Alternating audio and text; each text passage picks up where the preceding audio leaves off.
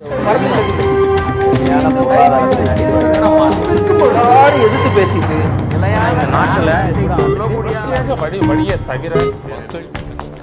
வணக்கம் நண்பர்களே, நேர்பட பேசு நிகழ்ச்சிக்கு வரவேற்கிறோம்.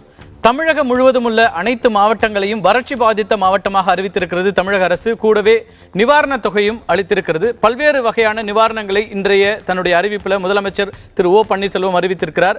கடந்த 5ஆம் தேதியிலிருந்து அமைச்சர்கள் அதேபோல அதிகாரிகள் அத்தனை பேரும் வறட்சி பாதித்த மாவட்டங்கள் ஒவ்வொன்றுக்கும் சென்று அதனுடைய நிலையை ஆய்வறிந்தார்கள். நேற்றைக்கு ஆய்வு அறிக்கை கொடுக்கப்பட்டு அதன் மீதான விவாதம் நடத்தப்பட்டு இன்றைக்கு இந்த அறிவிப்புகள் வெளியிடப்பட்டிருப்பதாக முதலமைச்சருடைய அறிக்கை என்பது குறிப்பிடப்படுகிறது. குறிப்பாக அனைத்து மாவட்டங்களுமே வறட்சி பாதித்த மாவட்டங்களாக அறிவிக்கப்பட்டிருக்கின்றன. அதற்காக வறட்சி அனைத்து மாவட்டங்களில் இருக்கின்ற விவசாயிகள் செலுத்த வேண்டிய நிலவரி தள்ளுபடி செய்யப்படுகின்றது உள்ளிட்ட பல்வேறு அம்சங்கள் இந்த அறிக்கையில் குறிப்பிடப்பட்டிருக்கிறது. குறிப்பாக விவசாய தொழிலாளர்களுக்கு 100 நாள் வேலை என்பது 150 நாட்களாக உயர்த்தப்படும் அப்படிங்கிற அறிவிப்பை கொடுத்திருக்கிறார். அதே போல ஒவ்வொரு ஏக்கருக்கும் கரும்பு, நெல் உள்ளிட்ட பல்வேறு பயிர்களுக்கு பயிர்க்கடன் ஒவ்வொன்றுக்கும் எவ்வளவு தூரம் வழங்க முடியும் என்பது குறித்தெல்லாம் விரிவான அறிக்கைகள் கொடுக்கப்பட்டிருக்கின்றன. அரசும் நிவாரண தொகையை வழங்கியிருக்கிறது.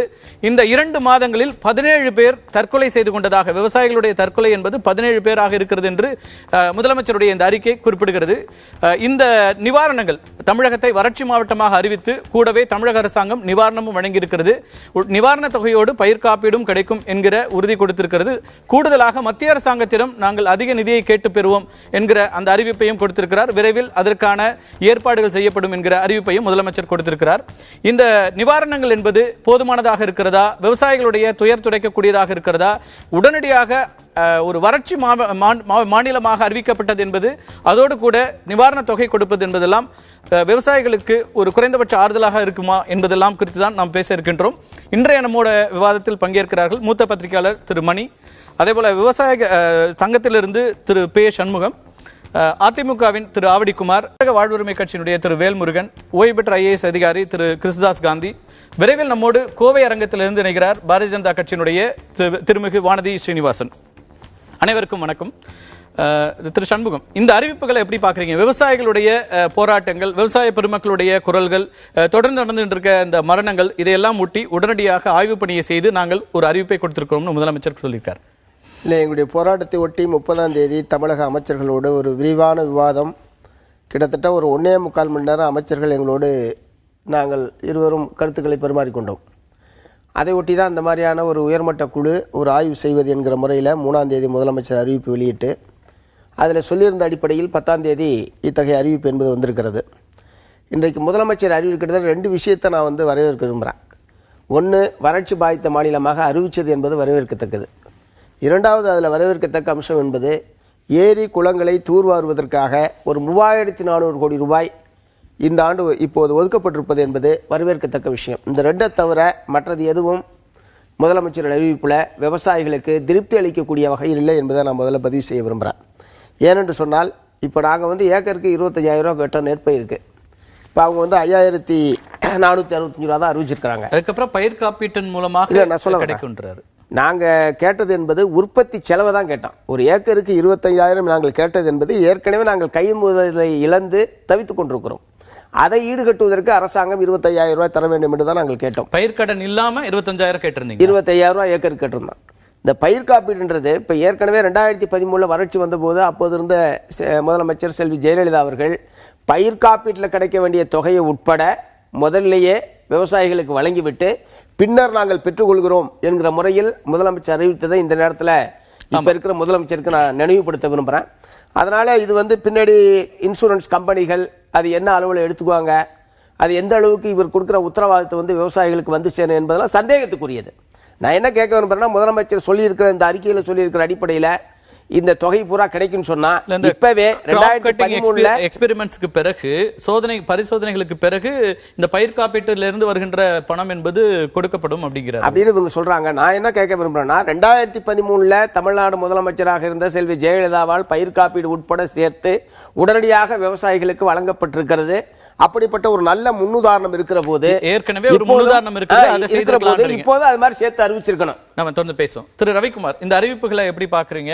தொடர்ந்து உடனடியா விவசாய மரணங்களுக்கு ஏதாவது செய்யணும் அப்படிங்கிற கோரிக்கை வைக்கப்பட்டது. அரசாங்கம் உடனடியாக நிவாரணம் தந்திருக்கிறோம், 17 பேர் தற்கொலை செய்திருக்கிறார்கள் அப்படிங்கிற எண்ணிக்கையையும் இன்றைக்கு கொடுத்திருக்கிறது. இல்லை, தமிழக அரசை பொறுத்தளவில் இந்த அறிவிப்பு ஏதோ அவர்கள் கருணையால் வந்து செய்திருக்கிற அறிவிப்பு கிடையாது. வடகிழக்கு பருவமழை பொய்த்து விட்ட காரணத்தினால அதில் 50 விழுக்காட்டுக்கு மேலே வந்து மழை குறைவு இருந்தாலே அதை வந்து மிகுந்த வறட்சி அறிவிச்சு ஆகணுங்கிறது இதில் இருக்கு, பேரிடர் மேலாண்மை விதியில் இருக்கு.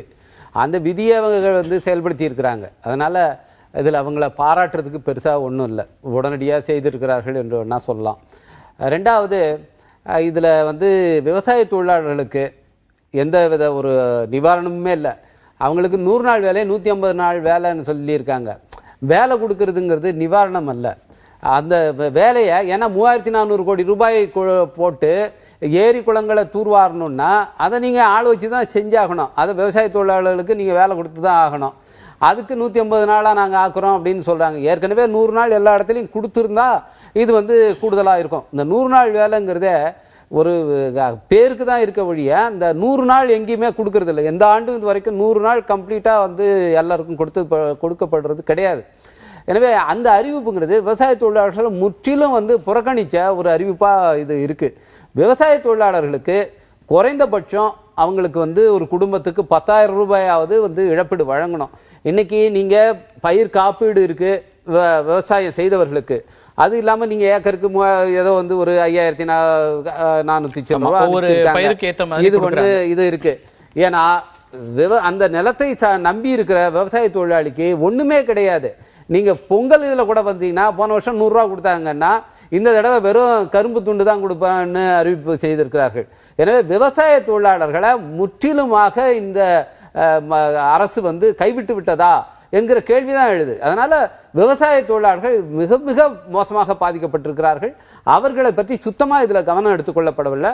அடுத்ததாக வந்து நீங்க அதுல சொல்லியிருக்கிற அந்த பயிர் காப்பீட்டு திட்டங்கிறது, அது காப்பீடு பண்ணவங்களுக்கு அது வருங்கிறது எல்லாருக்கும் தெரிஞ்சதுதான்.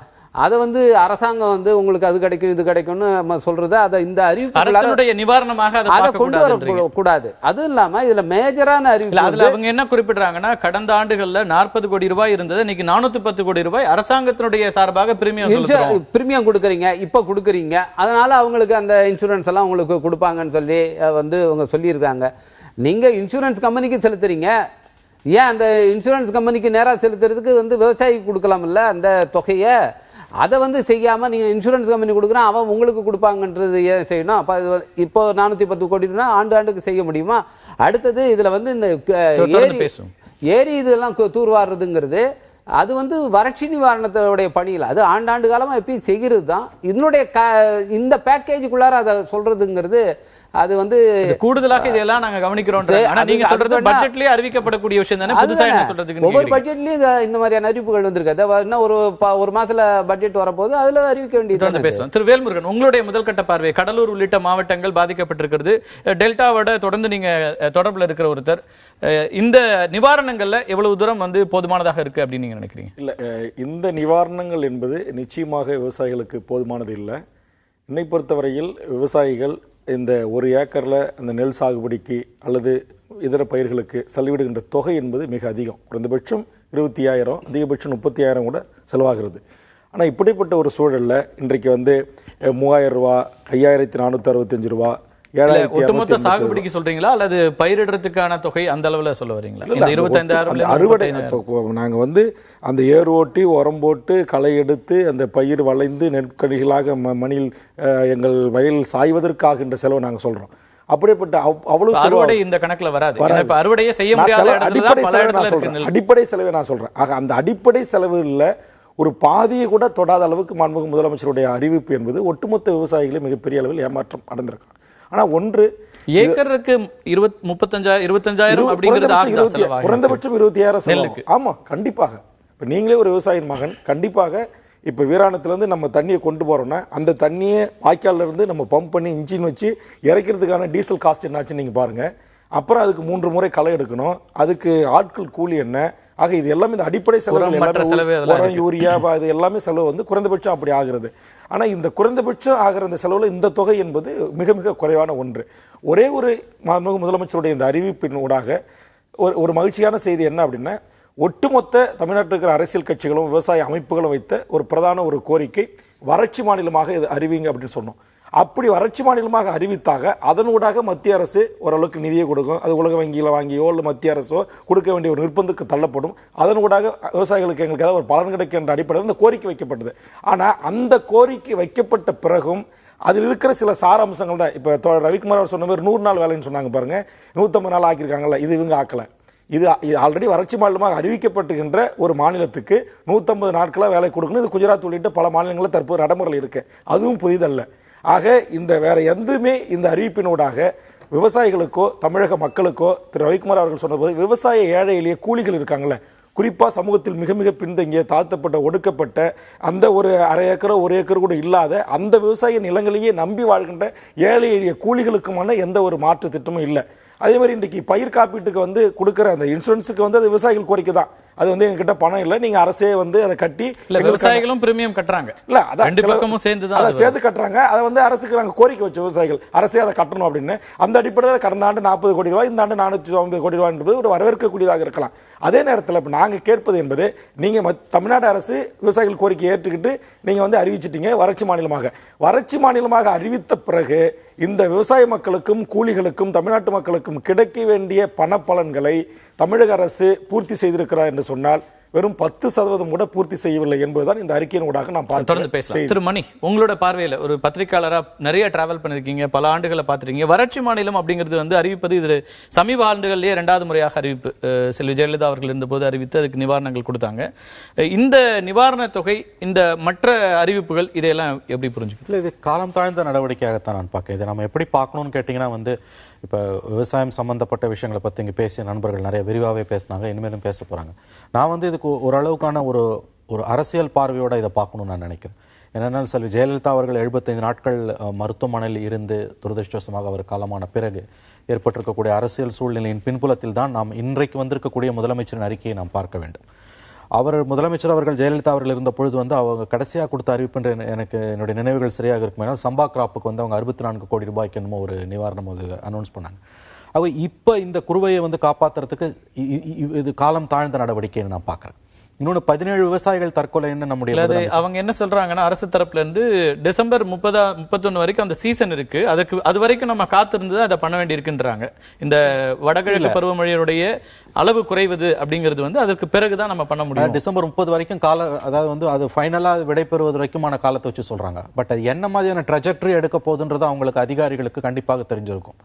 நான் வந்து சுருக்கமாக சொல்றது என்னன்னா, இந்த லேக் ஆஃப் பொலிட்டிக்கல் லீடர்ஷிப், அரசியல் தலைமை வந்து ஒரு வலுவாக இல்லாததன் காரணமாகத்தான் இந்த லெவலுக்கு நிலைமை பிரச்சனை வந்திருக்கு நான் நினைக்கிறேன். இல்ல இப்ப வர்தால உடனடியா இறங்கி களத்துல இறங்கி வேலை பார்த்தது இதே அரசாங்கம் இல்ல. வர்தா வேற, இது வேற. வர்தா வந்து ஒன் ஆஃப் இன்சிடென்ட். இப்ப நீங்க பாத்தீங்கன்னா நம்முடைய முதலமைச்சர்கள் 17 விவசாயிகள் தற்கொலை செய்து கொண்டாருக்காங்க அப்படின்னு சொல்றாங்க.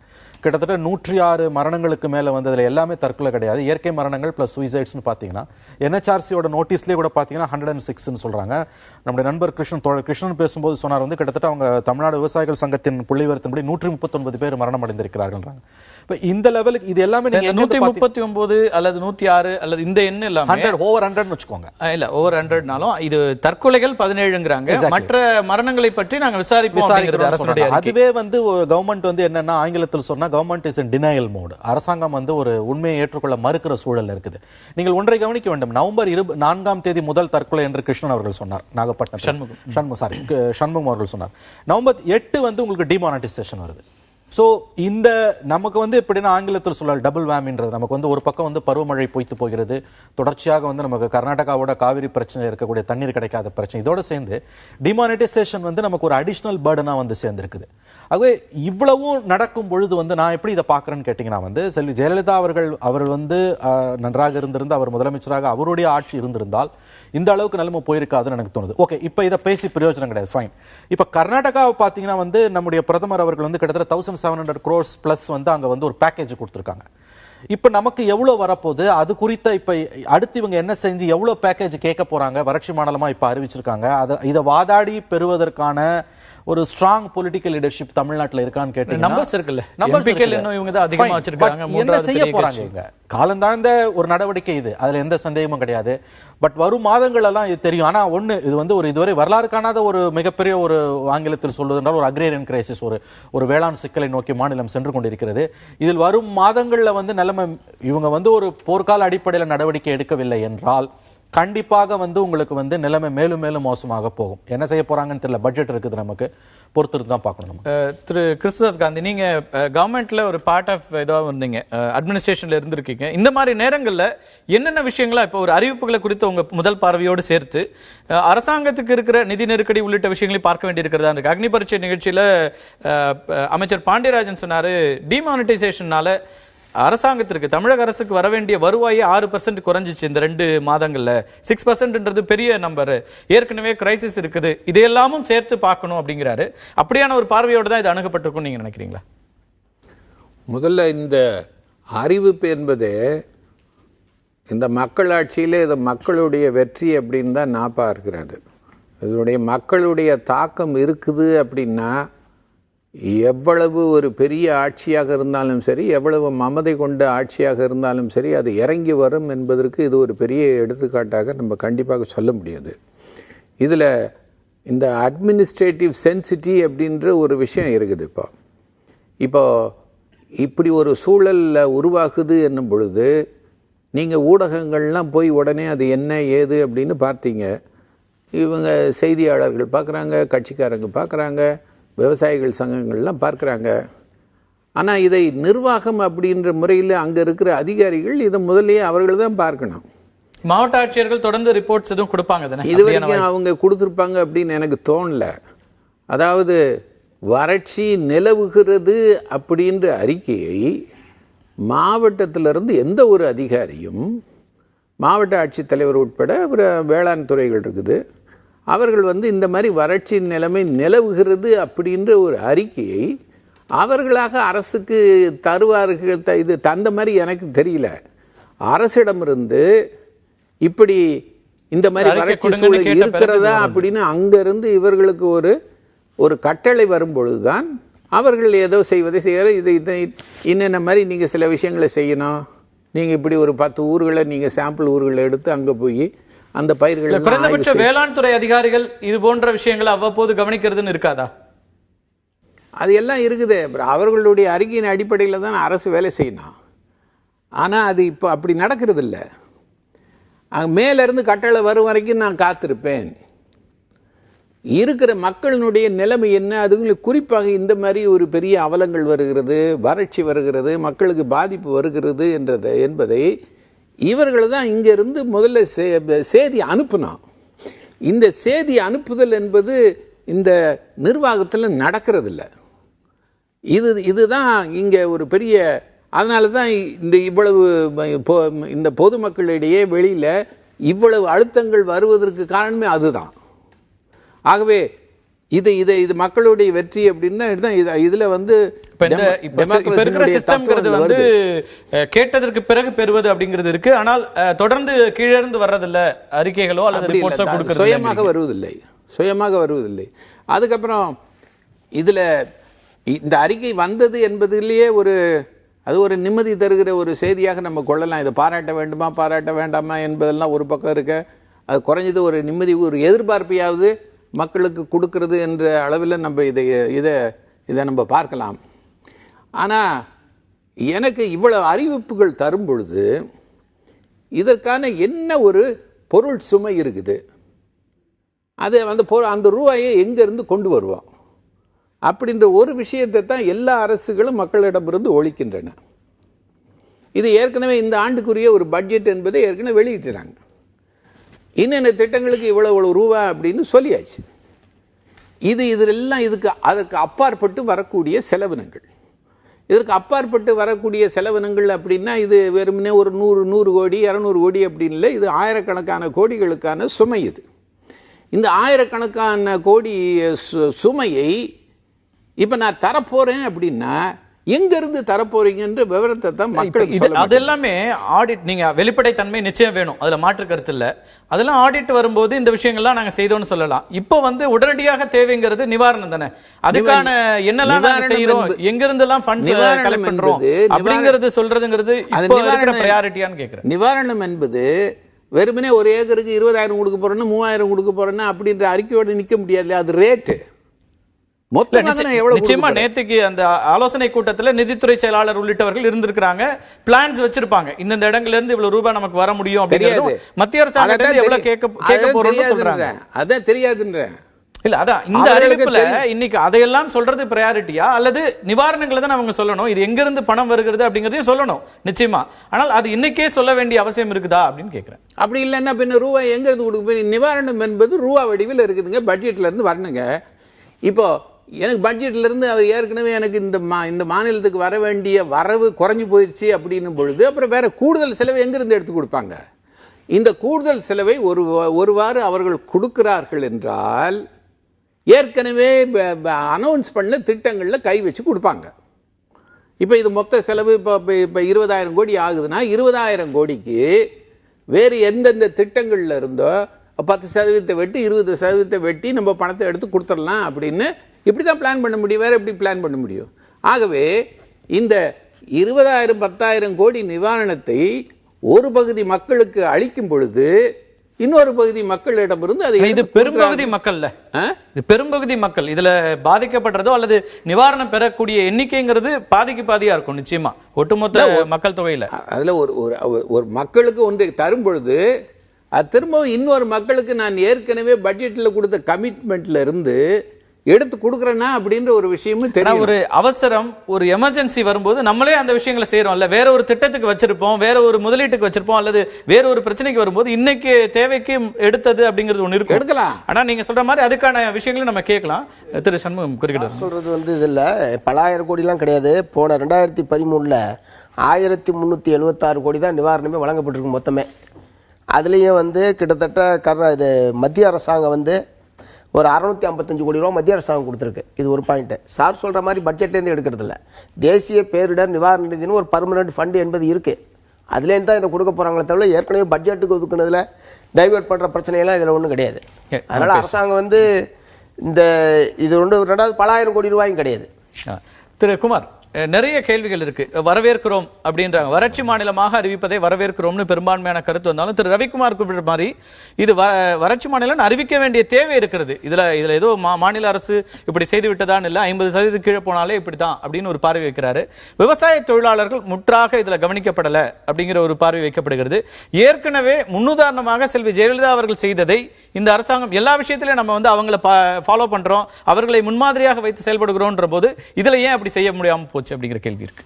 இல்ல, மரியாதைக்குரிய ரவிக்குமார் அவர் சொன்னது போல 2012-13ஆம் ஆண்டு தமிழ்நாட்டில் சென்னையை தவிர 31 மாவட்டங்கள் வறட்சி மாவட்டங்களாக அறிவிக்கப்பட்டு அவர்களுக்கு ஏற்பட்ட இழப்புக்கு தக்கவாறு பாதிப்புக்கு தக்கவாறு நிவாரணம் வழங்கப்பட்டது. அதை அனைத்து இந்திய அண்ணா திராவிட முன்னேற்ற கழக அரசு தான் செஞ்சிருக்கு. அதன் அடிப்படையில் தான் இன்றைக்கு நீங்க பாத்தீங்கன்னா இந்த அறிவிப்புக்கு முன்னோட்டமாக டிசம்பர் வரைக்கும் நமக்கு பருவமழை வரக்கூடிய வாய்ப்பு இருந்ததால காத்துக்கிட்டு இருந்தாங்க. அது இல்லைன்ன பிறகு வறட்சி என்பதை அரசாங்கம் உணர்ந்தது. அரசாங்கத்தை அதுக்கு பிறகு மழையை நம்பி பிரயோஜனம் இல்லை, நேரடி களத்துக்கு வரணும்னு சொல்லி உடனடியாக விவசாய சங்கங்கள் மற்றவர்களுடைய கோரிக்கைகள் போராட்டங்கள்லாம் அரசாங்கத்தை நோக்கி வந்த உடனே அவங்க உடனடியாக முதலமைச்சர் 3ஆம் தேதி அறிக்கை விட்டார்.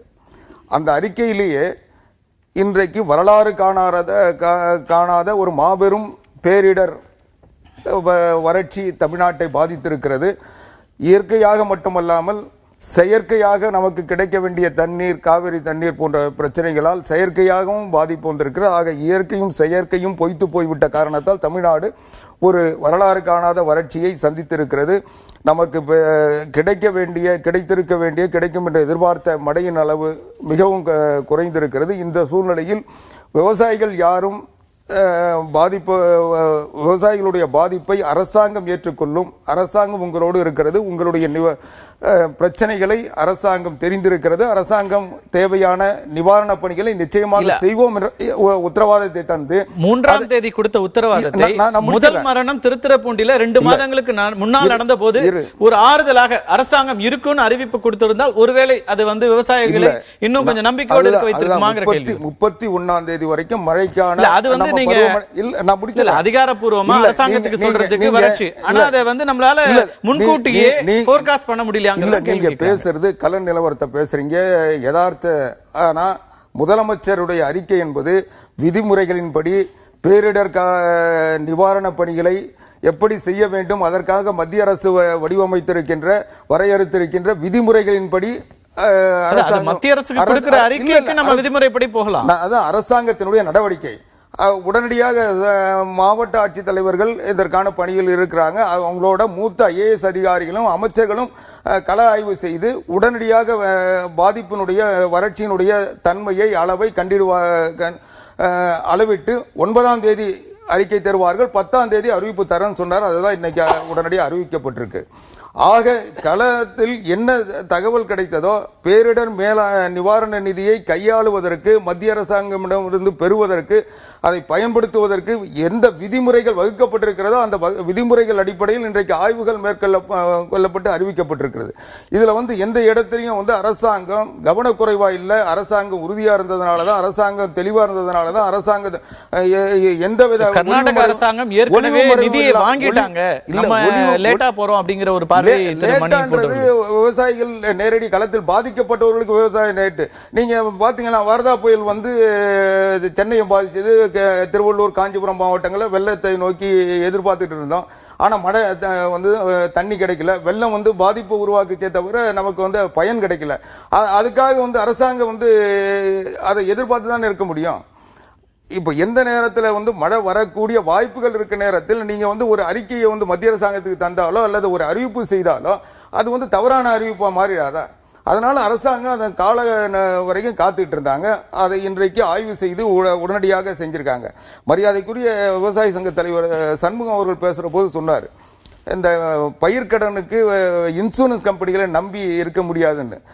முதலமைச்சர் தன்னுடைய அறிக்கையில தெளிவா சொல்லியிருக்கார். கடந்த அறிக்கையிலும் சரி, இந்த அறிக்கையிலும் விவசாயிகள் கட்டினது ஒரு 120 கோடிக்குள்ள இருந்தாலும் அரசாங்கம் 41,000 கோடி கட்டியிருக்கு. அரசாங்கம் விவசாயிகளுக்காக, விவசாயிகள் பயிர் செய்வதற்கு, அது பயிர் செய்தவர்கள் அந்த விவசாயிகளுடைய பங்காக தான் கட்டியிருக்கு. அரசாங்கம் நேரடியாக கட்டல. விவசாயிகளுடைய பங்கு அரசாங்கம் செலுத்தியிருக்கு. ஆக 410 கோடி ரூபாய் இதுவரைக்கும் தமிழ்நாட்டினுடைய ஆவரேஜே 40 கோடி தான். ஆனா 410 கோடி கட்டியிருக்காங்கன்னா இந்த பேரிடர் மேலாண்மை நிர்வாகத்தின் மூலமாக, அந்த நிதியின் மூலமாக எதிர்கொள்ள முடியாது. அதை இன்சூரன்ஸ் கம்பெனிகளை பயன்படுத்த வேண்டும் என்ற நோக்கத்தோடு தான் இவ்வளவு பணம் கட்டியிருக்கல. திரு ரவிக்குமார் என்ன சொல்றாருன்னா, இவ்வளவு தொகையை நீங்க இன்சூரன்ஸ் நிறுவனத்துக்கு கொடுத்து அவங்க பார்த்து அதுக்கப்புறம் அவங்க ஒரு இதை அளவுகோல்லாம் வச்சு இவ்வளவுதான் பாதிப்பு, இவ்வளவுதான் இருக்கு, ஒரு சிறுகால மொத்தமா இது வரல, அதனால நாங்க இவ்வளவுதான் கொடுக்க முடியும்னு சொல்றதுக்கு பதிலா அரசாங்கம் நேரடியாக கொடுக்கலாம். அந்த சந்தேகம் தேவையில்லை. நீங்க எல்லா மாவட்டம் வறட்சி மாவட்டம் அறிவிச்சத உடனே அவங்க இந்த இடத்துல பாதிப்பு இல்ல. ஆனா பாதிப்புக்கு ஏற்ற வகையில தான் இன்னைக்கு பயிர் காப்பீட்டோட தொகை கிடைக்கும். அது களத்தில் இருக்கின்ற அது 80%, 90%, 30% அப்படிங்கறதெல்லாம் பொறுத்து இருக்கு. அது அரசாங்கமே ஆய்வு செய்ய போது அதை ஒட்டி தான் அவங்க முடிவெடுக்க போறாங்க. அதனால இப்ப பாதிப்பு என்பது தமிழ்நாடு மற்ற நேரங்களில் இன்சூரன்ஸ் என்ன பிரச்சனைனா, அந்த பீர்க்காக்குள்ள அவங்க பாதிக்கப்பட்ட அளவிட்டு அவங்க அறிவிச்சாதான் இன்சூரன்ஸ் தருவாங்க. ஆனா இப்ப அப்படி இல்ல. தமிழ்நாடு முழுவதும் இன்னைக்கு அரசாங்கம் பாதிக்கப்பட்ட பகுதியா சதவீதம் இருக்குல்ல, பாதிப்பு சதவீதம்ங்கிறது சதவீதம் என்பது இடத்துக்கு தமிழகத்துக்கு ஒரே சதவீதமா இருக்கு. அதுல பிரச்சனை. வறட்சி பொறுத்த அளவுல மாவட்ட வாரியா நம்ம கவர்மெண்ட் இப்ப வறட்சி பாதித்த மாவட்டம்னு அறிவிக்கிறாங்க. இப்போ நீங்க இன்சூரன்ஸ் கம்பெனி பாத்தீங்கன்னா அவங்க பிளாக் லெவல்ல தான் அந்த இன்சூரன்ஸை டிசைட் பண்றாங்க. இப்போ அது இதுவும் அதுவும் டிஃபர் ஆகும். அது மட்டும் இல்ல அவங்க அந்த பயிர் எவ்வளவு பாதிச்சிருக்கு ஏற்கனவே கடந்த 2013 நினைவு இருக்கு. சிதம்பரம் காட்டுமன்னார்குடி பகுதியில டெல்டால சேர்க்க முடியாது போராட்டம் நடத்தி மாதிரியான டெக்னிக்கல் ப்ராப்ளம் சொல்லி நிறுவனங்கள் இழப்பீடு கொடுக்கறத எந்த அளவுக்கு குறைக்க முடியுமோ குறைப்பாங்க. இல்ல ஆனா அரசாங்கம் கொடுத்ததுன்னா நீங்க வந்து எல்லா இடத்துலயும் பண்ணும்போது எல்லாருக்கும் கொடுக்கறதுக்கு வாய்ப்பு இருக்கும். அதனால அரசாங்கம் தன்னுடைய பணியை வந்து தன்னுடைய பொறுப்பை வந்து போடுறது எந்த விதத்துல சேர்த்து எடுத்துக்கலாம். இந்த பயிர் காப்பீடு ரொம்ப இதா வந்து ஒரு பாரா முழுக்க முதலமைச்சருடைய அறிக்கையில் இருக்கு. ஆனா 2015-16 ஆண்டுக்கான தொகையவே தமிழ்நாடு அரசாங்கம் இதுவரைக்கும் இன்சூரன்ஸ் கம்பெனிக்கு கொடுக்கல. அதனால 2015-16 விவசாயிகளுக்கு வர வேண்டிய காப்பீடு தொகை இன்னும் வரல. அது நிறைய இடத்துல நம்ம 300 கோடி ரூபாய் ஃபீல்டுக்கு போடும்போது அது மாதிரி நிறைய பேர் சொன்னாங்க. சொல்லிருக்கிறது தப்பு. ஏறத்தாழ 300 கோடி ரூபாய் தமிழ்நாடு அரசாங்கம் காப்பீட்டு நிறுவனத்துக்கு கட்ட வேண்டியது கட்டாதனால இதுவரைக்கும் 2015-16 வரல. இப்ப இவங்க வந்து செலுத்தப்படுகிறதுன்னு தான் சொல்றாரு. செலுத்திட்டோம்னு சொல்ல அவரு. அதுக்கு என்ன அர்த்தம்னு எனக்கு புரியல. 3ஆம் தேதி அறிக்கையிலும் செலுத்தப்படுகிறது தான் போட்டிருக்காரு. இன்னைய அறிக்கையிலும் செலுத்தப்படுகிறது தான் போட்டிருக்காரு. ஒரு விஷயம். இந்த ஆண்டு ஒரே ஒரு நிமிஷம். 11 மாவட்டங்கள் தனியார் இன்சூரன்ஸ் கம்பெனி கிட்ட இந்த வருஷம் போயிருக்கு. ஐசிஐசிஐ கம்பெனி கிட்ட. அவங்க வந்து இத பூரா ஏத்துக்கறாங்களான்னு தெரியாது. நம்ம தொடர்ந்து பேசலாம். திரு குமார் உங்கள்ட்ட வரணும். ஒரு பிரேக் எடுத்துக்கலாம். நிறைய பேசலாம். ஏன்னா நீங்க தான் பதில் சொல்ல வேண்டியது. இன்சூரன்ஸ் கட்டுறது என்பது தவணையில தான் கட்டுவாங்க. அதனால கட்ட வேண்டிய தவணைகள் சில கட்டி இருக்கு. என்ன கட்ட வேண்டிய தவணைகள் கட்டப்படும். அதுதான் வந்து பொருள். ஒரு இடைவேளைக்கு பிறகு பேசுவோம்.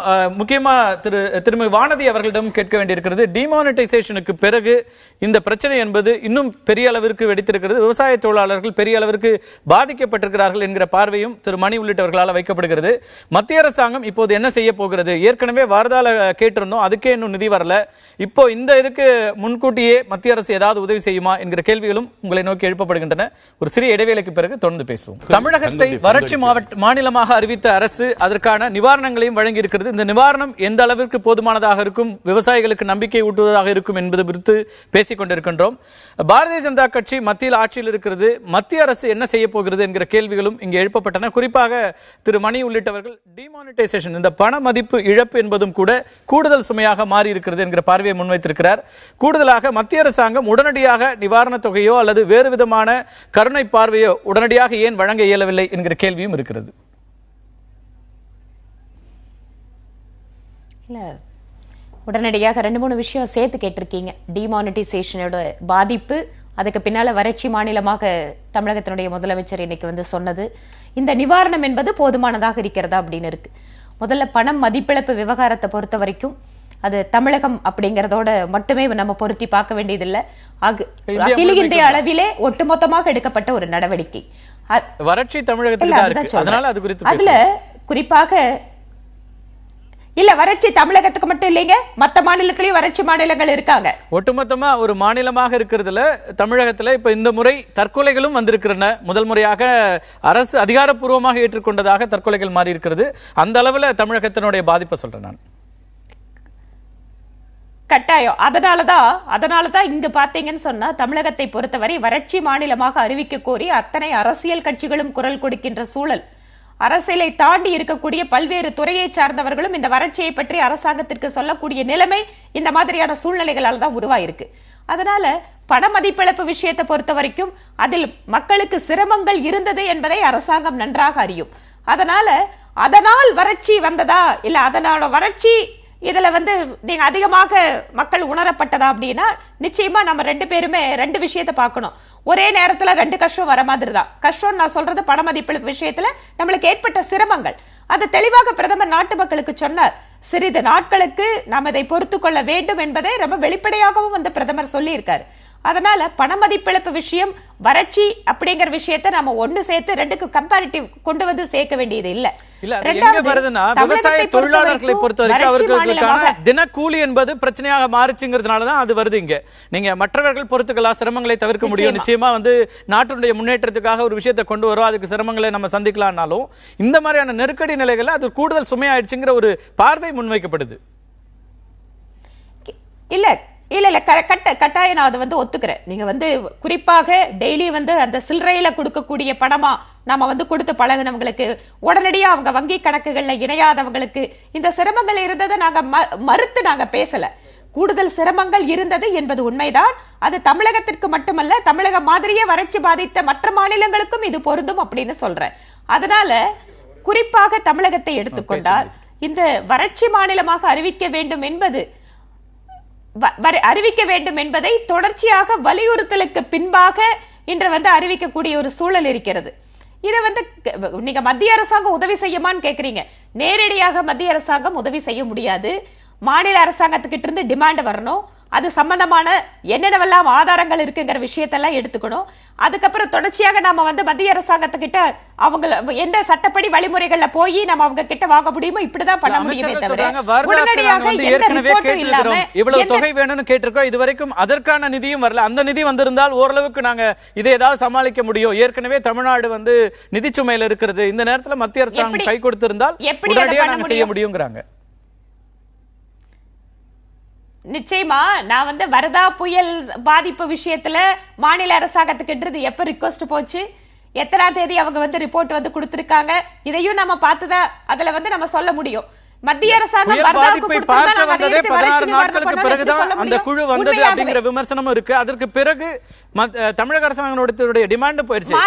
எனக்கு அந்த அரசாங்கத்தினுடைய நடைமுறை சிக்கல்கள் புரிந்து கொள்ள முடிகிறது. ஆனா இந்த மாதிரியான ஒரு பேரிடருக்கு நிகரான, இது பேரிடர் தான் சொல்லணும், அப்படியான ஒரு சூழல்ல நிச்சயமா மத்திய அரசு இன்னும் அதிக கவனம் எடுத்திருக்கலாமே அப்படிங்கிற கேள்வி இருக்கு. நீங்க பேரிடர் அப்படின்னு சொன்னா திரும்பவும் பேரிடரோட டெஃபினிஷனுக்குள்ள மாநில அரசாங்கம் கேக்கும்போது மத்திய அரசு தலையிடணுமா? அது வரைக்கும் தலையிட கூடாது. இல்ல ஓபில இல்ல வேற அரங்கத்துல பேசுங்க. சகோதரர் வேல்முருகன் அவர்களே, நான் ஒண்ணு ஸ்டுடியோக்குள்ள இல்லீங்க, வெளியூர்ல இருக்கேன். தயவு செஞ்சு ஒண்ணு என்ன பேச விட்டுட்டு முடிச்சதுக்கு அப்புறம் நீங்க உங்களுடைய கருத்துக்களை சொல்லுங்க. அவங்க பேசி முடிச்சு நீங்க பேசுங்க. வானதி, நீங்க தொடர்ந்து உங்களுடைய கருத்துக்களை முன்வைங்க. தாராளமாங்க. உலகத்தில் அதே போல வர்தா புயல் பாதிக்கப்பட்ட அந்த மக்களுக்கு கொடுக்கப்படுற தொகையை வச்சு நான் மத்த வறட்சி நிவாரணம் செய்யறேன்னு ஒரு மாநில அரசாங்கம் சொல்ல முடியாது. யாரு பாதிக்கப்பட்டதற்காக கொடுக்கிறார்களோ அந்த நிவாரணத்தை அந்த மக்களுக்கு தான் கொடுக்க முடியும். மூன்றாவதாக அந்த மக்களுக்கு ஒதுக்கப்படுகின்ற நிதி சென்னை, திருவள்ளூர், காஞ்சிபுரம் உள்ளிட்ட மாவட்டங்களுக்கும் வேறு நிதியில இருந்து அவங்க எடுத்து கொடுக்க வேண்டியிருக்கு. ஒருவேளை மத்திய அரசாங்கத்தினோட நிதி வந்தா அதை வர்தா புயலுக்கு வந்த நிதியை அதுக்கு ஒதுக்கிட்டு இதுக்கு இப்ப சென்னைக்கு புனரமைக்கிறதுக்கான நிதியை கூட அவங்க மாவட்டங்களுக்கு கொடுக்க முடியும் இல்லையா? நீங்க நீங்க நீங்க நீங்க இங்க உட்கார்ந்துட்டு டிபார்ட்மெண்ட் செக்ரட்டரி மாதிரி இதை தூக்கி அங்க போடுற இதை தூக்கி அங்க போடுறனால சொல்ல முடியாது. கருத்து கேக்குறேன். என்னுடைய கருத்தாக எதை நாங்க முன்வைக்கல. நான் டிபார்ட்மெண்ட் செக்ரட்டரி இல்ல. நீங்க அந்த மக்கள் பிரச்சனைகளை மட்டும் தான் அந்த மாதிரி இல்லீங்க. நீங்க அந்த தாராளமா நீங்க வைங்க. ஆனா நீங்க எந்த அளவுக்கு இதுல தமிழ்நாடு அரசாங்கம் எத்தனை முறை அதுக்கு கொடுத்திருக்காங்க, முயற்சி எடுத்திருக்காங்க, இல்ல அவங்க கேட்கிற ஆதாரத்துல இவங்க உடனடியா கொடுத்திருக்காங்களான்னு பல்வேறு விஷயங்கள் இதுலயே அடங்கி இருக்கு இல்லையா? நாம ஒரு டிமாண்ட் கொடுக்கிறோம், அதுல தேவைப்படக்கூடிய அத்தனை விஷயங்களும் உள்ள இருக்கா, நாம கேட்கிற அமௌண்ட்டுக்கு தக்கபடி ஆதாரங்கள் இருக்கான்னு பல்வேறு விஷயங்கள் ஆராய்ந்து பார்த்துதானே ஒரு அரசாங்க நடவடிக்கை எடுக்க முடியும். அது ஒன்று.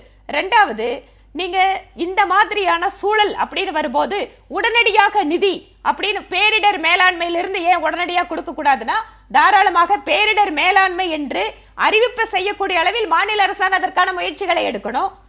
பேரிடர் மேலாண்மை, பேரிடர் அப்படின்னு சொல்லி வரக்கூடிய அந்த சூழல் அப்படிங்கறத நாம தானே விரிவா சொல்லணும் மத்திய அரசாங்கத்துக்கு. அதற்கான முயற்சிகள் இங்க என்ன நடந்துட்டு இருக்கு? நீங்க இன்றைக்கு அறிவித்திருக்கின்ற நிவாரணங்கள், சீஃப் மினிஸ்டர் சொல்லி இருக்கிற ஒவ்வொரு திட்டங்களுக்குமே பாத்தீங்கன்னு சொன்னா இது நாம கிட்டத்தட்ட அந்த அமௌண்ட் எல்லாமே பார்க்கும்போது நிச்சயமாக அது குறை சொல்ல முடியாத அமௌண்ட் தான், அதிகமா தான் இருக்கு. ஆனா பிராக்டிகலா எந்த அளவுக்கு கீழே போய் இதை கொண்டு செலுத்த போவதற்கு எதுல சிக்கல் எந்த மாதிரி இவங்க இதை எடுத்துட்டு போக போறாங்க? தூர்வாருவதற்காக இல்ல. நீங்க தெளிவான திட்ட அறிக்கைகள் இங்க கொடுக்க, தமிழகத்தை பொறுத்த வரைக்கும் இன்னும் கூட சொல்லணும்னு சொன்னா, தூர்வாருவதற்காக கொடுக்கப்பட்ட பணம் எங்க மறைஞ்சு போகுது அப்படிங்கிற கேள்வி நிறைய தடவை எல்லாருமே எழுப்பிட்டு இருக்கிறோமே. வெளிப்படைத்தன்மை இருக்கிறதா? கொடுக்கக்கூடிய கான்ட்ராக்ட் பணம் முழுமையா போய் சேருதா? கான்ட்ராக்டுகள்ல யார் யார் எடுக்கிறாங்க அப்படிங்கறதெல்லாம் தொடர்ச்சியாக அரசியல் கட்சிகள் முன்வைக்கின்ற விஷயம். இதுல எந்த அளவுக்கு இந்த அரசாங்கம் இன்றைக்கு நாம அதை செயல்படுத்த போகுது அப்படிங்கறத நாம பார்க்கணும். தொடர்ந்து பேசலாம். திரும்ப வானதி குறுக்கிட விரும்பி, அதாவது இந்த ஆட்சியாளர்கள்லாம் பழைய நடைமுறை குப்பைக்குள்ள போய் தங்களுடைய முகத்தை புதைத்துக் கொள்கிறார்கள். என்னமோ இங்கே மாநிலத்துக்கிட்ட இருந்து அறிக்கை ஒன்று போகணும், அது அங்கே போய் நான் நிலத்தை நேரடியாக பார்க்கணும், அதுக்கு ஒரு அமைச்சர் போகணும், ஒரு கலெக்டர் போகணும், அதுக்கு ஒரு டீம் போகணும் அப்படின்னு என்னென்னமோ அந்த ஆதி காலத்தில் இருக்கிறாங்க. அது டிஜிட்டலைசேஷன் சொல்லிட்டாங்க. அது நான் வந்து நான் என்ன சாமானுன்னு நான் கண்ணில் பார்க்க வேண்டியதில்லை, எவ்வளோ ரூபான்னு நான் பார்க்க வேண்டியதில்லை. கணக்குகள் தெரியணும்ல, நீங்க ஆய்வு செய்து தமிழக அரசாங்கம் ஒரு அதுக்கு தான் வரேன், கோரிக்கை வைத்து அதுக்கு பிறகுதான் மத்திய அரசாங்கம் வர முடியுங்கிற கேள்வி எழுப்புறாங்க. இதுக்கு டிஜிட்டலைசேஷன் என்பது சேட்டலைட் மேப்பிங்ல ஏற்கனவே இருக்குது. ஒரு மாநிலம் முழுவதும் அங்குலமாக எவ்வளவு பாதிப்புக்குள்ள இருக்குது, எவ்வளவு பயிர் காய்ஞ்சிருக்குது அப்படின்றது 1 மணி நேரம் ஸ்டடியில ரூம்ல உட்காந்து முடிச்சிடலாம். இது எதுக்கு டீம் அனுப்புறாங்க, எதுக்கு இந்த பழைய நடைமுறையில காரை வச்சுக்கிட்டு நீங்க சொல்ற சேட்டலைட் மேப்பிங் இதெல்லாம் ஓவராலா பார்க்க முடியும். ஆனா இன்னைக்கு இருக்கிற நீங்க இவங்க இப்ப இந்த இன்சூரன்ஸ்க்கு கிராப் கட்டிங் எக்ஸ்பெரிமெண்ட் பண்ண வேண்டி இருக்கிறது. அதே போல மத்திய அரசாங்கம் ஒரு 5 நடைமுறைகள் இருக்கிறது. அது எதுக்கு? அது பழைய நடைமுறையில இல்ல, அது ஏன்னா தவறு செய்யாம இருக்கிறதுக்காக தான் இதெல்லாம் செய்றாங்க. இப்ப இந்த மாதிரியான இழப்பீடுகள் கொடுக்கும்போது தவறுகள் நடக்குது அப்படிங்கிறதுனால மட்டும்தான் உண்மையாக பாதிக்கப்பட்டவர்கள் போகணும்ன்றதுனால இந்த நடைமுறை இருக்குது. நடைமுறையில மாட்டு வண்டி கூட இருக்குது. நடைமுறையில தான் நான் கேஷ் கொடுத்துட்டு இருந்தேன். ஆனால் டிஜிட்டலைசேஷன் மாத்திரீங்கல்ல, உங்களுக்கு டிஜிட்டலைசேஷன் ஒரு டெக்னாலஜி இருக்கும் பொழுது எதுக்கு இந்த அலப்பறல? ஒரு நாள்ல முடிவு செய்திடலாம். ஒரு மாநிலம் முழுவதும் அது வறட்சி பாதிக்கப்பட்ட விஷயமா என்பதை ஒரே நாள்ல வறட்சியோட தன்மை குறித்து பார்க்க வேண்டியிருக்குல்ல. மாவட்டத்துக்கு மாவட்டம் வறட்சியோட தன்மை மாறி இருக்கு, எத்தனை சதவீத பாதிப்புன்னு மாறி இருக்கு. என்னுடைய கண்ணால பார்க்க வேண்டிய விஷயமே இல்லை. இப்போ அதைத்தான் டிஜிட்டல்லே பாத்துடலாம் அப்படி இல்ல. கண்ணால பார்க்கறதுல எனக்கு வந்து நான் ஒரு லேமேனா தான் கேக்குறேன், பெரிய டெக்னாலஜி அறிவோட நான் பேசல. நான் வெளியில இருந்து பார்க்கும்போது நாகப்பட்டினத்துல நான் டிராவல் பண்ணும்போது எல்லாமே பசுமையா இருக்கு. கிட்ட போனாதான் தெரியுது பாலமா அந்த வயல் வெடிச்சு கிடக்கு. அப்ப அந்த மாதிரி விஷயங்களை நேர்ல போய் பார்க்க வேண்டிய அவசியம் இல்லை. சேட்டலைட் மேப்பிங்ல நீங்க நிலத்துக்கு மேலே இல்லைங்க, நிலத்துக்கு கீழே 1000 அடிக்கு கீழே எவ்வளவு பாறை இருக்குது, எவ்வளவு அகலம் இருக்குது, எவ்வளவு நீளம் இருக்குது, எவ்வளவு கன அடி இருக்குதுன்றது வரைக்கும் வரும். எண்ணெய் எவ்வளவு இருக்குதுன்ற அளவுக்கு வரும். எவ்வளவு பயிர் என்ன சதவீதத்துல காஞ்சி இருக்கிறது என்பதெல்லாம் நம்ம கூகுள்லே போய் இன்றைக்கு நீங்களும் நானும் உட்கார்ந்து பார்த்தால கண்டு அதெல்லாம் இருக்கு. மக்களுடைய கோரிக்கைகளை அவங்க சேட்டலைட்ல சொல்ல முடியாது. அவங்க வந்து ஒரு மரணம் நடந்திருக்குன்னா அது எப்படி நடந்திருக்குங்கிற விஷயத்தையும் ஆய்வு செய்ய வேண்டியிருக்கிறது. அதெல்லாம் போக வேண்டியிருக்குல்ல. ஆனாலும் நான் என்ன சொல்ல வரேன் அப்படின்னா, இதுக்கு ஒரு மாநில அரசு கிட்ட இருந்து எனக்கு செய்தி வரும் வரைக்கும் தமிழகம் வறட்சியில இருக்குதா இல்லையான்னு எனக்கு மைய அரசுக்கு தெரியாது அப்படின்னு மைய அரசு உட்கார்ந்துட்டு இருக்க வேண்டியதில்லை. அங்கேயே அவர்களே அங்க கூகுள் மேப்ல பார்த்துக்கிட்டு அங்க இருந்து அவர்களுக்கு என்ன இனிஷியேட்டிவ் எடுக்கணுமோ எடுத்துடலாம். கூகுள் மேப்ல உங்க மாநிலம் வறண்டு கிடக்குது, எங்க ரிப்போர்ட்டை கொடுங்க அப்படின்னு அவங்க கேட்கலாம். நான் கேட்காம அங்க இருந்து வந்தா தான் நான் நடவடிக்கை எடுப்பேன் என்பது அவர்களுக்கிட்டையும் ஒரு மந்த புத்தியை காட்டுது. இந்திய அளவில் 11 மாநிலங்கள் வந்து வறட்சி பாதிக்கக்கூடிய மாநிலங்கள்னு ஏற்கனவே இருக்காங்க. அதுல ஒண்ணு தமிழ்நாடு. இந்த 11 மாநிலங்களுக்கு அந்த சிஆர்எஃப் இருக்கு பாருங்க, கலாமிட்டி ரிலீஃப் ஃபண்டு ஒரு 5 இயர் பிளான்ல மொத்தத்துக்கும் ஒதுக்கீடு செய்யப்படுது. இப்போ பிஜேபி கவர்மெண்ட் வந்ததுக்கு அப்புறம், இதுக்கு முன்ன வந்து ரொம்ப குறைவா இருந்தது. யூபிஏ கவர்மெண்ட்ல எல்லாம் வெறும் 200 கோடி ரூபாய் அவ்வளவுதான் இருக்கும். ஆனா பீகாருக்கு பாத்தீங்கன்னா ஆயிரக்கணக்கான கோடி ரூபாய் ஒதுக்குவாங்க. பீகாரும் தமிழ்நாடும் ஒரே கேட்டகரியில தான் இருக்கு. ஆனா இவங்க வந்ததுக்கு அப்புறம் அந்த அமௌண்ட் வந்து டபுள் ஆயிருக்கு. ஆனால் அந்த டபுள் அமௌண்ட் கூட ரொம்ப குறைவான அமௌண்ட் தான். இது 5 ஆண்டுகளுக்கு அவங்க முன்னே ஒதுக்கீடு பண்ணிடுறாங்க. அதுல மத்திய அரசோட பங்கு என்னங்கிறது, மாநில அரசோட பங்கு என்னங்கிறது, இது எல்லாமே இன்சிக்னிபிகண்ட். அது வந்து பொருட்படுத்தத்தக்கதாகவே இருக்காது. அந்த தொகைங்கிறது இவங்க கூடுதலாக ஒதுக்கீடு செய்யணும். இப்ப சார் சொன்ன போல வந்து வறட்சியை வந்து ஐடென்டிஃபை பண்றதுக்கு அவங்களே ஒரு கிரிட்டீரியா கொடுத்திருக்காங்க. மத்திய அரசு வகுத்திருக்கிற அந்த கைட்லைன்லயே என்ன சொல்றாங்க, அறிவியல் பூர்வமான ஆய்வுன்னு மேப்பிங்கிறது மஸ்ட்னு வச்சிருக்காங்க. அதை அந்த யாருகிட்ட இருந்து பெறணும்னா அது முழுக்கவே மத்திய அரசு நிறுவனங்கள் தான் அவங்க ப்ரொவைட் பண்ணணும். அது ஹைதராபாத்ல இருக்கு, பெங்களூர்ல இருக்கு, இவங்க தான் ப்ரொவைட் பண்ணணும்னு இருக்கு. இப்போ நீங்க வந்து வானிலை ஆராய்ச்சி நடைமுறைகள்ல ஒன்னு சேட்டலைட் மேப்பிங், ஆனா 5 நீங்க அதுக்காக கூட வெயிட் பண்ணிட்டு இருக்க வேண்டியது இல்ல. நீங்க வந்து வறட்சி அறிவிக்கிறதுக்கு ஒரு மாநில அரசு மற்ற ஃபேக்டர்ஸே கணக்கில் எடுத்துக்கிட்டு இருந்தாவே அவங்க வந்து அதை செய்யலாம். ஆனால் இப்ப மத்திய அரசு வந்து இவங்க கொடுக்கணும். இந்த மாதிரியான இந்த ரெட் டேபிசம் இருக்கு பாருங்க, அது ரொம்ப ரொம்ப தவறானது. நீங்க ஒரு குற்றம் நடந்ததுன்னா, ஒரு பயங்கரவாத குற்றம் அவங்க நினைச்சாங்கன்னா என்ஐஏ வந்து நீங்க மாநில அரசோட எந்த அனுமதியும் இல்லாம வந்து விசாரிக்கிறீங்கல்ல. நீங்க வந்து ஒரு ஆள் 2 பேருக்கு பாதிக்குது அல்லது 10 பேர் பாதிக்குதுன்னு வச்சீங்க, அதுக்கு காட்டுற அக்கறையில 100 பங்காக நடைமுறைகள் வந்து மக்களை பாதிக்கிற வறட்சிக்கு ஏன் காட்டக்கூடாது? திரு சண்முகம் கிரிக்கெட் அவங்க பிஜேபி தலைவர் சொன்னதுல 2 விஷயம். ஒண்ணு, வர்தா புயலை பொறுத்த வரைக்கும் கடந்த மாதம் 19ஆம் தேதி முதலமைச்சர் அவர்கள் நேரடியாக சென்று பிரதமரை சந்தித்து ஒரு முழுமையான அறிக்கையை கொடுத்துருக்காங்க. அதுக்கு பிறகு மத்திய குழு வந்து பார்த்துட்டு போயிருக்காங்க. இது வரைக்கும் ஒத்த ரூபா அங்கேருந்து வரல. நான் என்ன கேட்க விரும்புகிறேன், இவங்க கேட்ட மொத்த தொகையும் தர வேணாம், ஏதாவது ஒரு பகுதியை கொடுத்து நீங்க ரிலீஃப் ஒர்க் ஸ்டார்ட் பண்ணுங்க, மீதியை நாங்க ஆய்வு பண்ணி தர்றோம் அப்படின்னு சொல்ல. அந்த இடத்துல அவங்க என்ன சொல்றாங்க, இப்ப கர்நாடகா ஏற்கனவே கொடுத்தது 1500 கோடி ரூபாய், இப்ப உடனே மத்திய அரசாங்கம் ஒதுக்கிருச்சு, அங்க காங்கிரஸ் அரசாங்கம் அப்படி கூட ஒன்னும் நீங்க காங்கிரஸ் அரசாங்கம் அடுத்து வரக்கூடிய தேர்தலை மனசுல இல்ல, அதனால இங்க வந்து அந்த டிலே கூட நாங்க பண்ணலங்கறாங்க. இல்ல இல்ல இல்ல இல்ல 19ஆம் தேதி முதலமைச்சர் நேரடியா போய் பிஎம் சந்திச்சாங்கல்ல. ஏன் இது இப்ப கிட்டத்தட்ட 10-20 நாள் ஆயிடுச்சு. 20 நாளில ஏதாவது சில 100 கோடி ரூபாய்களை தமிழ்நாட்டுக்கு அவங்களால கொடுத்துருக்க முடியாதா? முழுமையா கணக்கிட்டு தர்றது அப்புறம் கூட தரட்டும். இது ஒரு பாயிண்ட். அது வந்து அதனால அவங்க சொல்றது ஏற்கத்தக்கதில்லை. ரெண்டாவது, இந்த பண மதிப்பிழப்பு பிரச்சனையை பொறுத்த வரைக்கும் கிராமப்புற மக்கள், குறிப்பாக விவசாய தொழிலாளிகள், 100 நாள் வேலை திட்டத்தினுடைய பயனாளிகள் ஒத்த ரூபா அந்த ஒரு நாள் கூலியை பெற முடியாம வங்கிகள்ல ஆயிரக்கணக்கில் கியூல நின்றுட்டு இருக்கிறாங்க.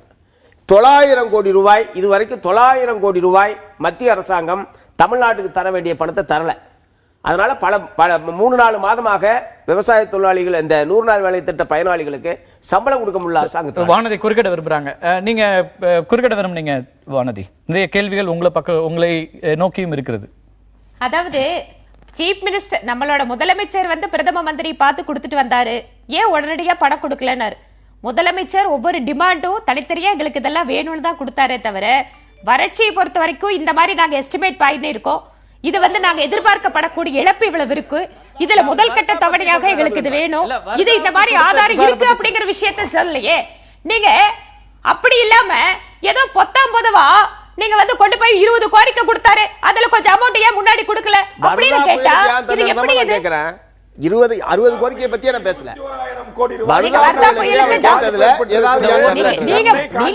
நீங்க என்ன சொன்னீங்க? புள்ளிவிவரங்களோட தான் கொடுத்தாங்க. பேசலாம். அத இப்ப வர்தா புயலுக்கு புள்ளிவிவரமாக மாவட்டம் தோறும் கொடுத்திருக்காங்க, அதுக்கு இன்னும் வரலையேங்கிற கேள்வியதான் திருப்பி திரு வேல்முருகன் எழுப்புறாரு. அதே போல திரு சண்முகம் அவர்களும் முன்வைக்கிறாங்க. எந்த இடத்துலயும் குறிப்பாக நீங்க வந்து இந்த மாநிலத்தில் ஒவ்வொரு மாநிலத்திற்கும் தக்கபடி அவர்களுக்கு தேவையான நிதியை கொடுக்க வேண்டும் என்பதற்காக தான் முன்னாடி இருந்த திட்ட கமிஷனை மாத்தி நிதி ஆயோக் கொண்டு வந்ததே பாஜக அரசு தான். ஏனென்றால் எல்லாத்துக்கும் ரெடிமேடா ஒரு சட்டையை தைச்சு வச்சுட்டு உள்ள புகுத்தாம உங்களுக்கு எது வேணும் அப்படின்னு சொல்லி மாநிலங்களுக்கு அதிகமான உரிமைகளை கொடுத்து அதிகமா அவங்களுக்கு என்ன தேவைப்படும் என்பதை அறிந்து செயல்படக்கூடிய அரசாங்கத்தான் மத்திய அரசாங்கம் இருக்கு. அதனால வேண்டும் என்றே நிதியை இங்க தராமல் இருக்கிறதுக்கு எந்த காரணம் கிடையாது. இல்ல அந்த ரெட் டேபிசத்தை ஒழிக்கலாம்ன்ற நிறைய விஷயங்களை டிஜிட்டலைஸ் பண்றோம், நிறைய மாற்றங்களை சந்திக்கிறோம். மத்திய அரசு நிறைய மாற்றங்களை செய்து கொண்டிருக்கும் போது இந்த மாதிரி நடைமுறையில் இருக்கிற நேர தொய்வுகளை மாற்றி அமைக்கலாமேங்கிற பார்வை முன்வைக்கப்படுது. நான் ஒரு விஷயம் உங்களுக்கு குறிப்பிட்டு சொல்ல விரும்புறேன். விவசாயிகளுடைய இன்சூரன்ஸ் திட்டம் இந்த வருடம் அறிமுகப்படுத்தப்பட்டது. இதற்கு முன்னால ஒட்டுமொத்த தாலுக்கா பாதிக்கப்பட்டு அதில் ஏதாவது பாதிப்பு இருந்தால் மட்டுமே அந்த விவசாயிக்கு நிவாரணம் கிடைக்கும். ஆனா இன்னைக்கு இந்த மத்திய அரசாங்கம் கொண்டு வந்த திட்டத்தின் மூலமாக ஒரு சின்ன பகுதி பாதிக்கப்பட்டிருந்தால் கூட அந்த தனிப்பட்ட விவசாயி இழப்பீடு பெறக்கூடிய சூழல். அது எப்படி? எனக்கு இழப்பீடு வேண்டும் என்று சொன்னா நீங்க வந்து உங்களோட நீங்க அதாவது நீங்க இன்னும் கூட நீங்க பாருங்க, இன்சூரன்ஸ் வந்து நீங்க நிலத்தோட பயிர் அழிந்து போனாலும் இருக்கக்கூடிய இன்சூரன்ஸ் இந்த அரசாங்கம் களத்து மேட்டில ஏதாவது மழை வந்து பாதிச்சா கூட அதுக்கு இன்சூரன்ஸ் கொடுக்கணும்னு கொண்டு வந்தது இந்த அரசாங்கம் தான். ஒவ்வொரு இடத்திலேயும் விவசாயிகளுக்கு ஏதாவது செய்ய முடியாதா பாத்து. தனியார் கம்பெனிகள்ட்ட எதுக்கு இதை கொடுத்தீங்க? இது இந்த ஆட்சியில செஞ்ச ஒரே சாதனை என்னன்னா பயிர் காப்பீடு திட்டத்தை தனியார் கம்பெனிகளிடம் ஒப்படைச்சது. தனியார் கம்பெனிகள் தான் இதன் மூலமாக லாபம் அடையுமே தவிர விவசாயிகளுக்கு வரதுக்கு வாய்ப்பே கிடையாது. இது கிட்டத்தட்ட அதாவது நீங்க ஒட்டுமொத்தமா இந்தியாவுல தனியார் கம்பெனிகளை புறக்கணிச்சிட்டு இல்ல தனியார் கம்பெனிகளுக்கு எதுவுமே கொடுக்காம இங்க வந்து ஏதாவது ஒண்ணு நடக்கும் அப்படின்னு நினைக்கிறீங்களா?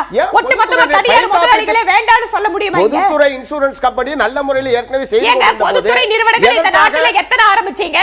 50 வருஷமா எத்தனை பொதுத்துறை நிறுவனங்களை நாம லாபமா நடத்த முடிஞ்சிருக்கு?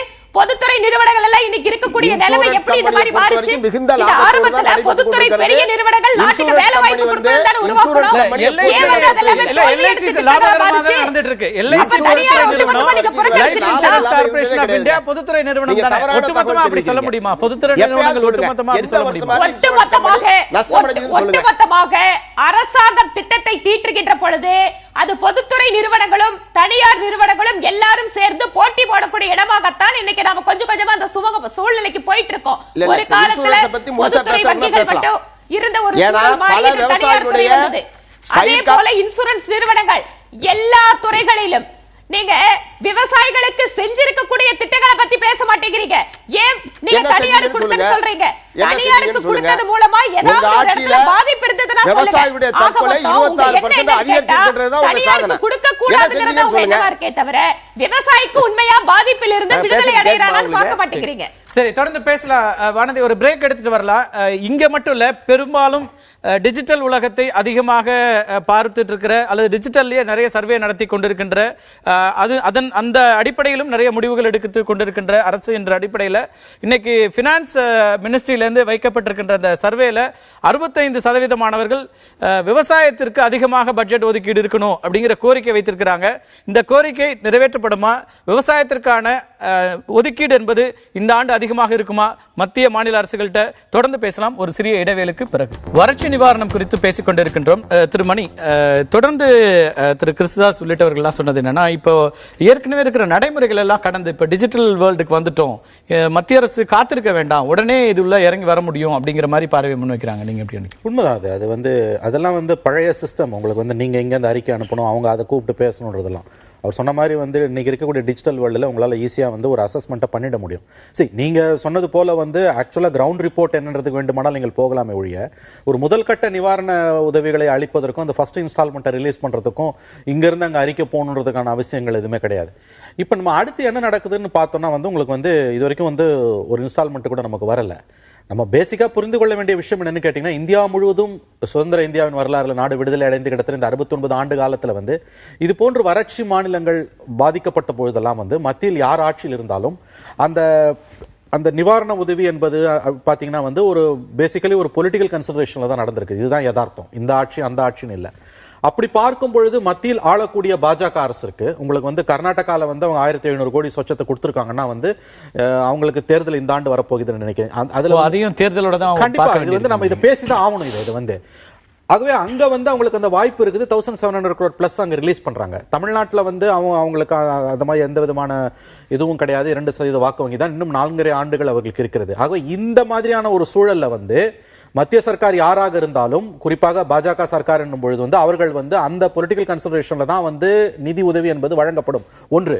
இரண்டாவது அதுக்கு நீங்க பிஜேபி மட்டும் குறை சொல்லி மாநில அரசு இப்ப பிரஷர் அப்ளை பண்ண முடியும் சொல்ல வரேன். இப்ப மாநில அது பிஜேபி மட்டும் குறை சொல்லி பிரயோஜனம் இல்லை. ஏன்னா எல்லா சென்ட்ரல் கவர்மெண்ட்டும் அப்படிதான் இருந்திருக்காங்க. இவங்க என்ன பண்ண போறாங்கன்றதான் கொஸ்டின். இப்ப அதுதான் நான் முதல்ல ஜெயலலிதா அவர்கள் மருத்துவமனையில் அதுல இருந்து நான் ஏன் இதை ஆரம்பிச்சேன்னு கேட்டீங்கன்னா, நீங்க எந்த ஒரு எக்கனாமிக் கிரைசிஸ்க்குமே ஒரு பொலிட்டிக்கல் ஆங்கிள் இருக்கும் அந்த சொல்யூஷன் நீங்க பார்க்கும்பொழுது. அப்படி பார்க்கும்பொழுது இவங்க எந்த மாதிரியான ஒரு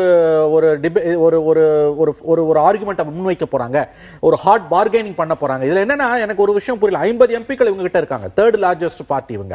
காங்கிரஸுக்கும் இவங்களுக்குமான எம்பி ஸ்ட்ரென்த் ஜஸ்ட் 7 சீட்டு தான் இவங்களுக்கு வித்தியாசம் இருக்குது. அப்படி இருக்கும் பொழுது இவர்கள் இதை ஏன் ஒரு அக்ரெசிவா இவங்களால ஏடிஎம்கேவால இதை கொண்டு போக முடியல? ஏன்னா நீங்க ஒரு சிட்டிங் 2 சிட்டிங் மேல உட்கார்ந்து பிரதமரை கன்வின்ஸ் பண்ணி தான் நீங்க வாங்க முடியும். நாளைக்கு அதிமுகவினுடைய எம்பிக்கள் ஜல்லிக்கட்டுக்காக போறாங்கன்றாங்க. இதை விட இது ரொம்ப முக்கியமான விஷயம். நீங்க ஜல்லிக்கட்டுக்கு பண்ணுங்க. இல்ல அதுவான்னு தெரியாது, இதுக்காகவும் சேர்த்து இருக்கலாம். ஏன்னா நாங்க அறிக்கை கொடுக்க போறோம்ன்றாரு முதலமைச்சர். கண்டிப்பாக. இப்ப இவங்க கிட்ட இருக்கக்கூடிய அந்த 50 எம்பிக்கள் நீங்க பாத்தீங்கன்னா மத்திய அரசாங்கமும் முக்கியமான மசோதாக்கள் நிறைவேற்றுவதிலும் இந்த ஆண்டு நடைபெற போகிற குடியரசுத் தலைவர், துணை குடியரசுத் தலைவர் ஜூலை மாதம் வரப்போகிறது. அதுல ஏடிஎம்கேவோட ரோல்ன்றது மிகப்பெரிய ரோல். அப்படி இருக்கும்போது இவங்க கிட்ட அந்த லெவரேஜ் இருக்குது. அதை வைத்து இவர்கள் ஓகே அவங்க சென்ட்ரல் கவர்மெண்ட் செய்யாட்டி கூட, ஏன்னா பாஜக இங்க பெரிய அளவுல ஸ்டேக்ஸ் இல்லைன்னா கூட இவங்க நினைச்சா அதை எக்ஸ்டிகேட் பண்ணி வாங்க முடியும். இவங்க என்ன செய்ய போறாங்க? இவர்கள் கட்சியில் இப்ப இருக்கக்கூடிய சில பிரச்சனைகள் இதையெல்லாம் வைத்து பார்க்கும்போது இவர்கள் மீதுதான் மிகப்பெரிய அளவில் பொறுப்பு இருக்கு நான் நினைக்கிறேன். திரு வேல்முருகன் ரொம்ப சுருக்கமா. இல்ல அதான் என்னை பொறுத்தவரையில் தமிழ்நாட்டில் ஏற்பட்டிருக்கிற அந்த வரலாற்று காணாத வறட்சிக்கு ஒட்டி அந்த காய்ந்த பயிர்களை பார்த்து நம்முடைய விவசாய மக்கள் அங்கே மாண்டு விழுந்து செத்து மடிகிற இதையும் கணக்கில் எடுத்துக்கொண்டு உரிய நிவாரணம் வழங்க வேண்டும். இங்கு செத்து மடிகிற விவசாயிகளுடைய பொறுப்பு அது மாநில அரசு பார்த்துக்கும், அவங்களுக்காச்சு நமக்காச்சு அப்படி என்று இந்திய அரசு ஒதுங்கிக் கொள்ளுமானால் அது மிகவும் கண்டனத்துக்குரியது. நான் இன்னைக்கு இந்திய அரசு ஒரு மத்திய அமைச்சர் சொல்றாரு, இத்தனை பேர் செத்துருக்காங்களா, அப்படியா, எனக்கு ஒன்றும் தெரியாத, எனக்கு ஒன்றும் தமிழ்நாடு அரசுகிட்ட இருந்து எந்த கடிதமும் வரலையா அப்படின்னா, இத்தனை ஊடகங்கள் உங்க தொலைக்காட்சி தெரியாதுன்னு சொல்லல, தமிழக அரசாங்கத்திட்ட இருந்து எந்த கோரிக்கையும் வரல. அது தவறுங்க. நாங்கள் பசி, நீங்க காவேரியில தண்ணி தரல, முல்லைப்பெருவரில தண்ணி இல்ல, பாலாற்றில் எங்களுக்கு தண்ணி இல்ல, இன்னைக்கு கிருஷ்ணா நீர் கேட்டிருக்கோம், இன்னும் திறக்கப்படல, இவ்வளவு பெரிய கொடுமையை சந்திச்சுட்டு இருக்கோம். இதை மானிட்டரிங் பண்ற, இதை கண்காணிக்கிற ஒரு மத்திய அரசு இப்படி எந்த ஒரு சம்பவமும் நடக்காத மாதிரி, அப்படியா எங்கிட்ட கடிதம் வந்தாதான் 2 பேர் செத்து போட்டாங்க, பணத்தோட போறதோட போட்டா வச்சாதான் நாங்க நம்புவோம் அப்படின்னு சொன்னா இது எவ்வளவு பெரிய வேதனையான செய்தி. இந்திய அரசாங்கம் என்பதும் தமிழக அரசு என்பதும் மக்களால் தேர்ந்தெடுக்கப்பட்ட அரசு தானே, மக்களுக்கான அரசு தானே. அப்ப தமிழ்நாட்டில் ஏற்பட்டிருக்கிற இந்த படுகொலைக்கும் இந்த தற்கொலைகளுக்கும் மத்திய அரசுக்கும் பொறுப்பு இருக்கிறதா இல்லையா? நான் கேட்கிறேன், நீங்க நிலவள வங்கிகளையும் கூட்டுறவு வங்கிகளையும் இன்னைக்கு இந்த பண மதிப்பிழப்பு செயல்பாடு தானே இன்னைக்கு அவசரத்துக்கு போய் அவனால 2000 எடுக்க முடியல, அவனுடைய சொந்த பணத்தை அதுவும் அப்புறமா மாற்றி அமைக்கப்பட்டது. அதுக்கு பிறகு அதுல இருந்த பிரச்சனைகள் கொடுக்கப்பட்டது. நிலவள வங்கி கூட்டுறவு வங்கிகளும் விவசாய கடன் வழங்கப்பட்டதா? இன்னைக்கு நான் போய் நான் ஒரு விவசாயிங்க, நான் ஒரு முந்திரி விவசாயி, நான் பலா விவசாயி, நான் வாழை விவசாயி, இன்னைக்கு அவசரத்துக்கு போய் என் பக்கத்து வீட்டுல போய் ஒரு 10,000 கொடுறானா கேட்டா இல்லன்றானா? இன்னைக்கு இந்த பெரிய சாவுகள் இன்னைக்கு 17 முதலமைச்சர் சொல்லியிருக்காரு, இதை நான் மறுக்கிறேன். இன்னைக்கு 170க்கும் மேற்பட்ட சாவுகள் நடந்திருக்கிறது. இதற்கு அடிப்படை காரணம் மத்திய அரசினுடைய இந்த பண மதிப்பு இழப்பீடும் என்பதும் மிக முக்கியமான ஒரு காரணியம். ஆக இந்த உயிர்களுக்கு பலியானதுக்கு மத்திய அரசுக்கு மிகப்பெரிய பொறுப்பு இருக்கிறது. அந்த பொறுப்பை மத்திய அரசு தட்டி கழித்து விட்டு மாநில அரசு அறிக்கை தரவில்லை. எவ்வளவு செலவினங்களாக இருக்கிறது, எதற்காக செலவினங்கள் என்று பட்ஜெட் போல கேட்டு அப்போதுதான் நாங்கள் தருவோம் என்று மத்திய அரசு சொல்லுமையானால் சொன்னால் அது மக்களுக்கான அரசு இல்ல. ஆக இதை நான் வன்மையாக கண்டிக்கிறேன். உடனடியாக மத்திய அரசு, நான் கேட்கிறேன், இந்த அறிக்கை போவதற்கு முன்பாக ஏற்கனவே தரப்பட்டிருக்கிற வர்தா புயலுக்கான 21,000 கோடி ரூபாய் முதலமைச்சர் நேரடியாக சென்று சந்தித்து கேட்டார்ல, அதுக்கு நீங்க கொடுங்க. நாங்க இதுக்கு பிஜேபி மற்ற அரசு இதை செய்யல. மத்தியில் ஆள்ற எந்த அரசாக இருந்தாலும், நான் பாதிக்கப்பட்ட மாவட்டத்தின் பிள்ளை, தானே புயல் இதேதான் நடந்துச்சு. சுனாமி இன்னும் சுனாமி வீடு கேட்டு மீனவர்கள் போராடி இருக்கிறான். இன்னும் தானேனுடைய சிறப்பு தொகுப்பு வீடு கேட்டு நாங்கள் போராடி கொண்டிருக்கிறோம். மத்திய அரசு உரிய நிதி கொடுக்குதா? நாங்க 50,000 கோடி கேட்டா நீங்க 500 கோடி கொடுக்குறீங்க. ஆக முதல்ல மாநில மக்களுடைய உணர்வுகளுக்கு மதிப்பளிங்க, விவசாய மக்களுடைய உணர்வுகளுக்கு மதிப்பளிங்க. உடனடியாக மத்திய அரசு ஒரு காண்ட் அமௌண்ட், குறிப்பாக ஒரு 20,000 கோடி 3 மாவட்டத்தில் புயல் பாதிப்புக்கு 21,000 கோடி கேட்கறாங்க. ஒரு 20,000 கோடியை முதல்ல கொடுங்க. மக்கள் சாவாயின்னு சொல்லுங்க, மக்கள் தன்னம்பிக்கை ஊட்டுங்க. நீங்க ஏதோ சிந்து பார்த்து நீங்க 25,000 கோடி அப்படிங்கிறது கர்நாடகால இதே மாதிரியான இன்னொரு குற்றச்சாட்டு சொல்றேன். தமிழ்நாட்டுடைய முதலமைச்சர் அவர்களுக்கும் இந்திய நாட்டுடைய பாரத பிரதமர் அவர்களுக்கும் கடமையிலிருந்து தவறி இருக்கிறார்கள். தன்னுடைய மக்கள் தங்களுடைய இயலாமையில் தண்ணீர் இல்லாமல் இன்றைக்கு ஒருவருமாக தற்கொலை செய்து கொண்ட இந்த சூழலுக்கு எதுக்கோ ரேடியோவில் தோண்டி பேசுற நரேந்திர மோடி அவர்கள் தங்களுடைய பிரதிகளை அமைச்சு விவசாய மக்களை சந்தித்து ஒரு தன்னம்பிக்கை ஊட்டுகிற செயலில் ஈடுபடல. அதுவே நம்முடைய முதலமைச்சர் அவர்கள் கூட விவசாய மக்களை நீங்க எதுவும் கவலைப்படாதீங்க, நாங்க இருக்கிறோம், அரசு இருக்கிறோம், உங்களை காப்பாற்றுறோம், உங்களுக்கான நிவாரண உதவிகளை தருவோம், இப்படிப்பட்ட முடிவுகளை எடுக்காதீர்கள் என்று ஒரு அறைகோலும் விடல. இன்னும் சொல்ல போனால் தமிழ்நாட்டுடைய அமைச்சர் பெருமக்கள் உங்களை போன்ற மிகப்பெரிய ஊடகங்களிலே விவசாய சாவா எங்க நடந்துச்சு, அவங்க வயிற்று வலியில செத்துட்டாங்க, தலைவலியில செத்துட்டாங்க, அவங்க சொந்த பிரச்சனைகளுக்காக செத்துட்டாங்க என்று சொல்வது கூட அரசாங்கம் இன்னைக்கு அறிக்கையில 17 பேர் குறிப்பிட்டிருக்காங்க. மற்றவர்களை பற்றி நாங்கள் விசாரித்து அறிக்கை கொடுக்கிறோம். அப்படி சொல்லக்கூடியவர்களாக அமைச்சர்கள் இருக்கிறார் என்று சொன்னா மாண்புமிகு முதலமைச்சரிடமிருந்து கட்சியினுடைய தலைமைப்படத்திலிருந்து ஒரு தெளிவான உத்தரவு, தெளிவான செய்திகளை மாண்புமிகு அமைச்சர் பெருமக்களுக்கு ஆள்கின்ற அரசு சொல்லவில்லை என்பதுதான் இன்றைக்கு நிதர்சனமான உண்மை. திரு ரவிக்குமார், இதுல குறிப்பாக விவசாய தொழிலாளர்கள் பிரச்சனைக்கு முன்னுரிமை கொடுக்கணும். ஏற்கனவே வேளாண்மை பொய்த்து போன காரணத்தினால உதிரி பாட்டாளிகளாக அன்ஆர்கனைஸ் செக்டாரை நோக்கி இடம்பெயர்ந்த தொழிலாளர்கள் மீண்டும் செல்லா நோட்டு அறிவிப்பின் காரணமாக திரும்ப வந்திருக்காங்க. அவங்க இன்னைக்கு 100 நாள் வேலையில் எங்களுக்கு வேலை கொடுங்கன்னு கேட்டதுனால கிட்டத்தட்ட 60% அவங்க இந்த வேலை கேட்கறவங்க 100 நாள் வேலை திட்டத்தில் வேலை கேட்கறவங்களுடைய எண்ணிக்கை 60% உயர்ந்திருக்கிறது. இந்த நிலைமையில 2 பக்கமும் பந்தாடப்படுகிறார்கள். மத்திய அரசுடைய கொள்கை அந்த பேரிடர், இதுக்கு 2 பக்கமும் இந்த விவசாய தொழிலாளர்கள் பந்தாடப்படுகிறார்கள். அவர்களுக்கு இந்த பொங்கலுக்கு முன்பாகவே தமிழக அரசு ஒரு நிவாரண தொகையை அறிவிக்க வேண்டும். குறைந்தபட்சம் அவர்கள் குடும்பத்துக்கு 10,000 ரூபாய் அவர்களுக்கு நிவாரணம் வழங்க வேண்டும். முதலமைச்சருடைய இன்றைய அறிக்கையில விவசாயிகள் வறட்சியினால் தற்கொலை செய்து கொண்டார்கள் என்கிற முறையில் அவர் சொல்லல. விவசாயிகளின் இந்த தற்கொலைகள் பல்வேறு காரணங்களுக்காக ஏற்பட்டிருந்தாலும் அப்படிதான் அவர் சொல்றாரு. அதே முதல்ல விவசாயிகளுடைய மரணத்தை கொச்சைப்படுத்தக்கூடிய ஒரு நடவடிக்கை. அது முதல்ல வறட்சியினால்ன்றதை முதல்ல அரசாங்கம் கொள்கை பூர்வமாக ஏற்றாதான் வறட்சி நிவாரணத்திலேருந்து அதுக்கான நிவாரணத்தை தர முடியும். முதல் விஷயம். அதனால இந்த 17 பேர்ன்றத எந்த அடிப்படையில் அவங்க முடிவெடுத்தாங்கன்னு தெரியல. தற்கொலை அப்படின்ற முறையில் 17 சொல்றாங்க. ஆனால் எங்களுடைய கணக்குப்படி இப்போ நாங்கள் எல்லா இந்த ஊடக நீங்க ஏற்கனவே கொடுத்தீங்க இல்லையா அமைச்சர்களை பார்க்கும்போது? அமைச்சர்கிட்ட நாங்க வந்து 30ஆம் தேதி சந்திச்ச போது 40 பேருக்கான பட்டியலை நாங்க கொடுத்தோம்.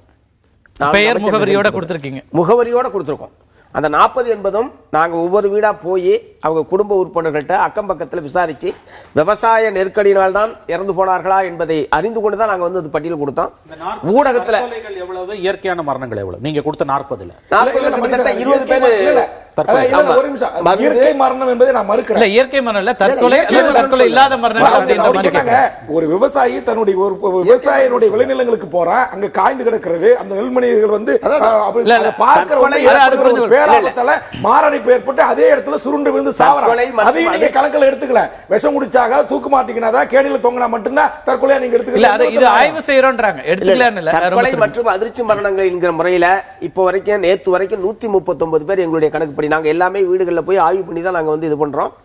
இந்த இறந்து போய் பேப்பர்ல வரக்கூடிய செய்திகளை மட்டும் வச்சுக்கிட்டு நாங்க அந்த பட்டியலை இது பண்ணல. அதனால முதலமைச்சர் சொல்லிருக்கிற 17 பேருக்கு மட்டும்ன்றதை நாங்க வந்து ஏத்துக்கல. அதனால விரைவில் எவ்வளவு விரைவாக முடியுமோ அவ்வளவு விரைவாக மீதி பேருக்கும் ஆய்வின் அடிப்படையில் விவசாய நெருக்கடியினால் மாண்டு போன அனைத்து விவசாயிகளுக்கும் இந்த தொகையை வந்து தரணும். ஏன்னா இந்த அளவுக்கு கொத்து கொத்தாக விவசாயிகள் செத்து மடியக்கூடிய கொடுமையை இதுக்கு முன்னாடி தமிழ்நாட்டில் பார்க்கல.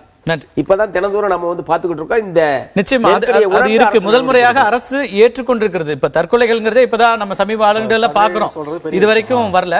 ரொம்ப சுருக்கமா உங்களுடைய பார்வை. திரு ரவிக்குமார் அவர்கள் சொன்னதை நான் திரும்ப வலியுறுத்தி சொல்ல விரும்புகிறேன். இந்த மாதிரியான நிகழ்ச்சிகள் வரும்பொழுது இதுல இந்த உழவர்கள் என்பவர்கள் சுத்தமாக புறக்கணிக்கப்படுகிறார்கள். அவர்கள் இந்த சீனிக்கே வரமாட்டேன்றாங்க. அதிகாரிகள் அறிக்கையிலையும் வர்றதில்லை. ஒருவேளை இந்த மாதிரி விவசாயிகள் சங்கங்களும் இவர்களுக்காக குரல் கொடுக்கிறதா என்பது தெளிவாக இல்லை. விவசாய தொழிலாளர்கள் முக்கியமான கோரிக்கை அவர்கள் குரல் கொடுத்திருந்தாலும் சரி, பயண வேண்டிய அந்த அறிக்கையிலேயே விவசாய தொழிலாளர் பத்தி எதுவும் கிடையாது. இப்போ மீனவர்கள் மீன் பிடிக்க போக முடியாத காலகட்டங்கள்ல அவர்களுக்கு நிவாரணம்னு கொடுத்துடுறாங்க. அதே 40 நாட்கள் கொடுக்கிற மாதிரி எங்களுக்கு வேணும்ன்ற கோரிக்கை விவசாய தொழிலாளர்கள் வைத்தாங்க. நம்ம நிகழ்ச்சியிலே கூட அந்த மாதிரி கோரிக்கைகள் வைக்கப்பட்டது. உடனடியாக அது அவர்களுக்கு இந்த 2 மாசம் 3 மாசம் அவர்களுக்கு எந்த ஒரு வேலையும் இல்லை, கூலியும் இல்லைன்னு ஆகிப்போச்சு. ஆகவே அதை உடனடியாக அவர்களுடைய விஷயத்தையும் இதுல கொண்டு வரவே இல்லை, அதையும் கொண்டு வரணும். விவசாயிகளுடைய மரணங்களையே நீங்க வந்து கொச்சைப்படுத்துவதாக இருக்கிறதா? ஏன் வந்து எண்ணிக்கையே சொல்றதுல, அதுவும் இந்த தற்கொலைகள்ல கூட இதுவும் காரணமாக இருக்கலாம் அப்படின்னு சொல்றது இருக்குல்ல, அது அரசு ஏற்கிறதுல என்ன பிரச்சனை? அது விவசாயிகளுடைய டையிங் டிக்ளரேஷன் இருக்கிறது. திரு குமார், நான் பார்த்திருக்கேன் டையிங் டிக்ளரேஷன். காவல்துறையில ஒரு தற்கொலைக்கு முயன்ற ஒருத்தர் கடைசி நேரத்தில் இதற்காக தான் நான் தற்கொலை செய்து கொண்டேன்றாரு. அப்ப இதுவும் ஒரு காரணம்னு சொல்றது மூலமாக நம்ம என்ன சொல்ல வர்றோம்? இல்ல, எந்த ஒரு மரணத்தையும் அதை உறுதிப்படுத்த வேண்டியது விசாரணை மன்றம் தான். ஒரு விசாரணை மன்றம் தான் ஒரு மரணத்தை சட்டப்படி உறுதிப்படுத்த. விசாரணை மன்றம்னா எதை சொல்றீங்க? நீதிமன்றம் தான். நீதிமன்றத்துல வந்து இப்ப இதெல்லாம் நடந்த ஏன் காவல்துறையுடைய முதல் தகவல் அறிக்கைன்னு ஒண்ணு இருக்குல்ல, தற்கொலையா இல்ல நீங்க பேச சொல்ல நான் குறிக்கிறது, நான் பேச குறிக்கல. போடப்படாத போது நீங்க நேரடியான கேள்வி இல்ல. இந்த இடத்துல இது முதல் முறையாக ஏற்றுக்கொள்ளப்பட்டிருந்தாலும் அதையும் சந்தேகத்தோடு சொல்வதுங்கிறது இருக்குல்ல, அது என்ன, எதற்காக அப்படியான ஒரு வார்த்தை அப்படிங்கறத கேக்குறேன். ஒருத்தர் பாதிக்கப்பட்டால், ஒருத்தருக்கு பாதிப்பு ஏற்பட்டது என்ற உணர்வு வந்தால், அல்லது தன்னுடைய வேண்டியவர் தன்னுடைய உறவினருக்கு பாதிப்பு வந்தால் அவங்க புகார் தராங்க. புகாரை பதிவு செய்ய தான் எஃப்ஐஆர். அது வந்து நீதிமன்றம் இல்லை. அதை நீதிமன்றத்தில் நிரூபித்து அந்த அறிக்கை பிறகுதான் அவருடைய தற்கொலையா அல்லது அதிர்ச்சி கொலையா எந்த மரணமாக சட்டப்படி தான் முடிவு செய்ய முடியும். ஒரு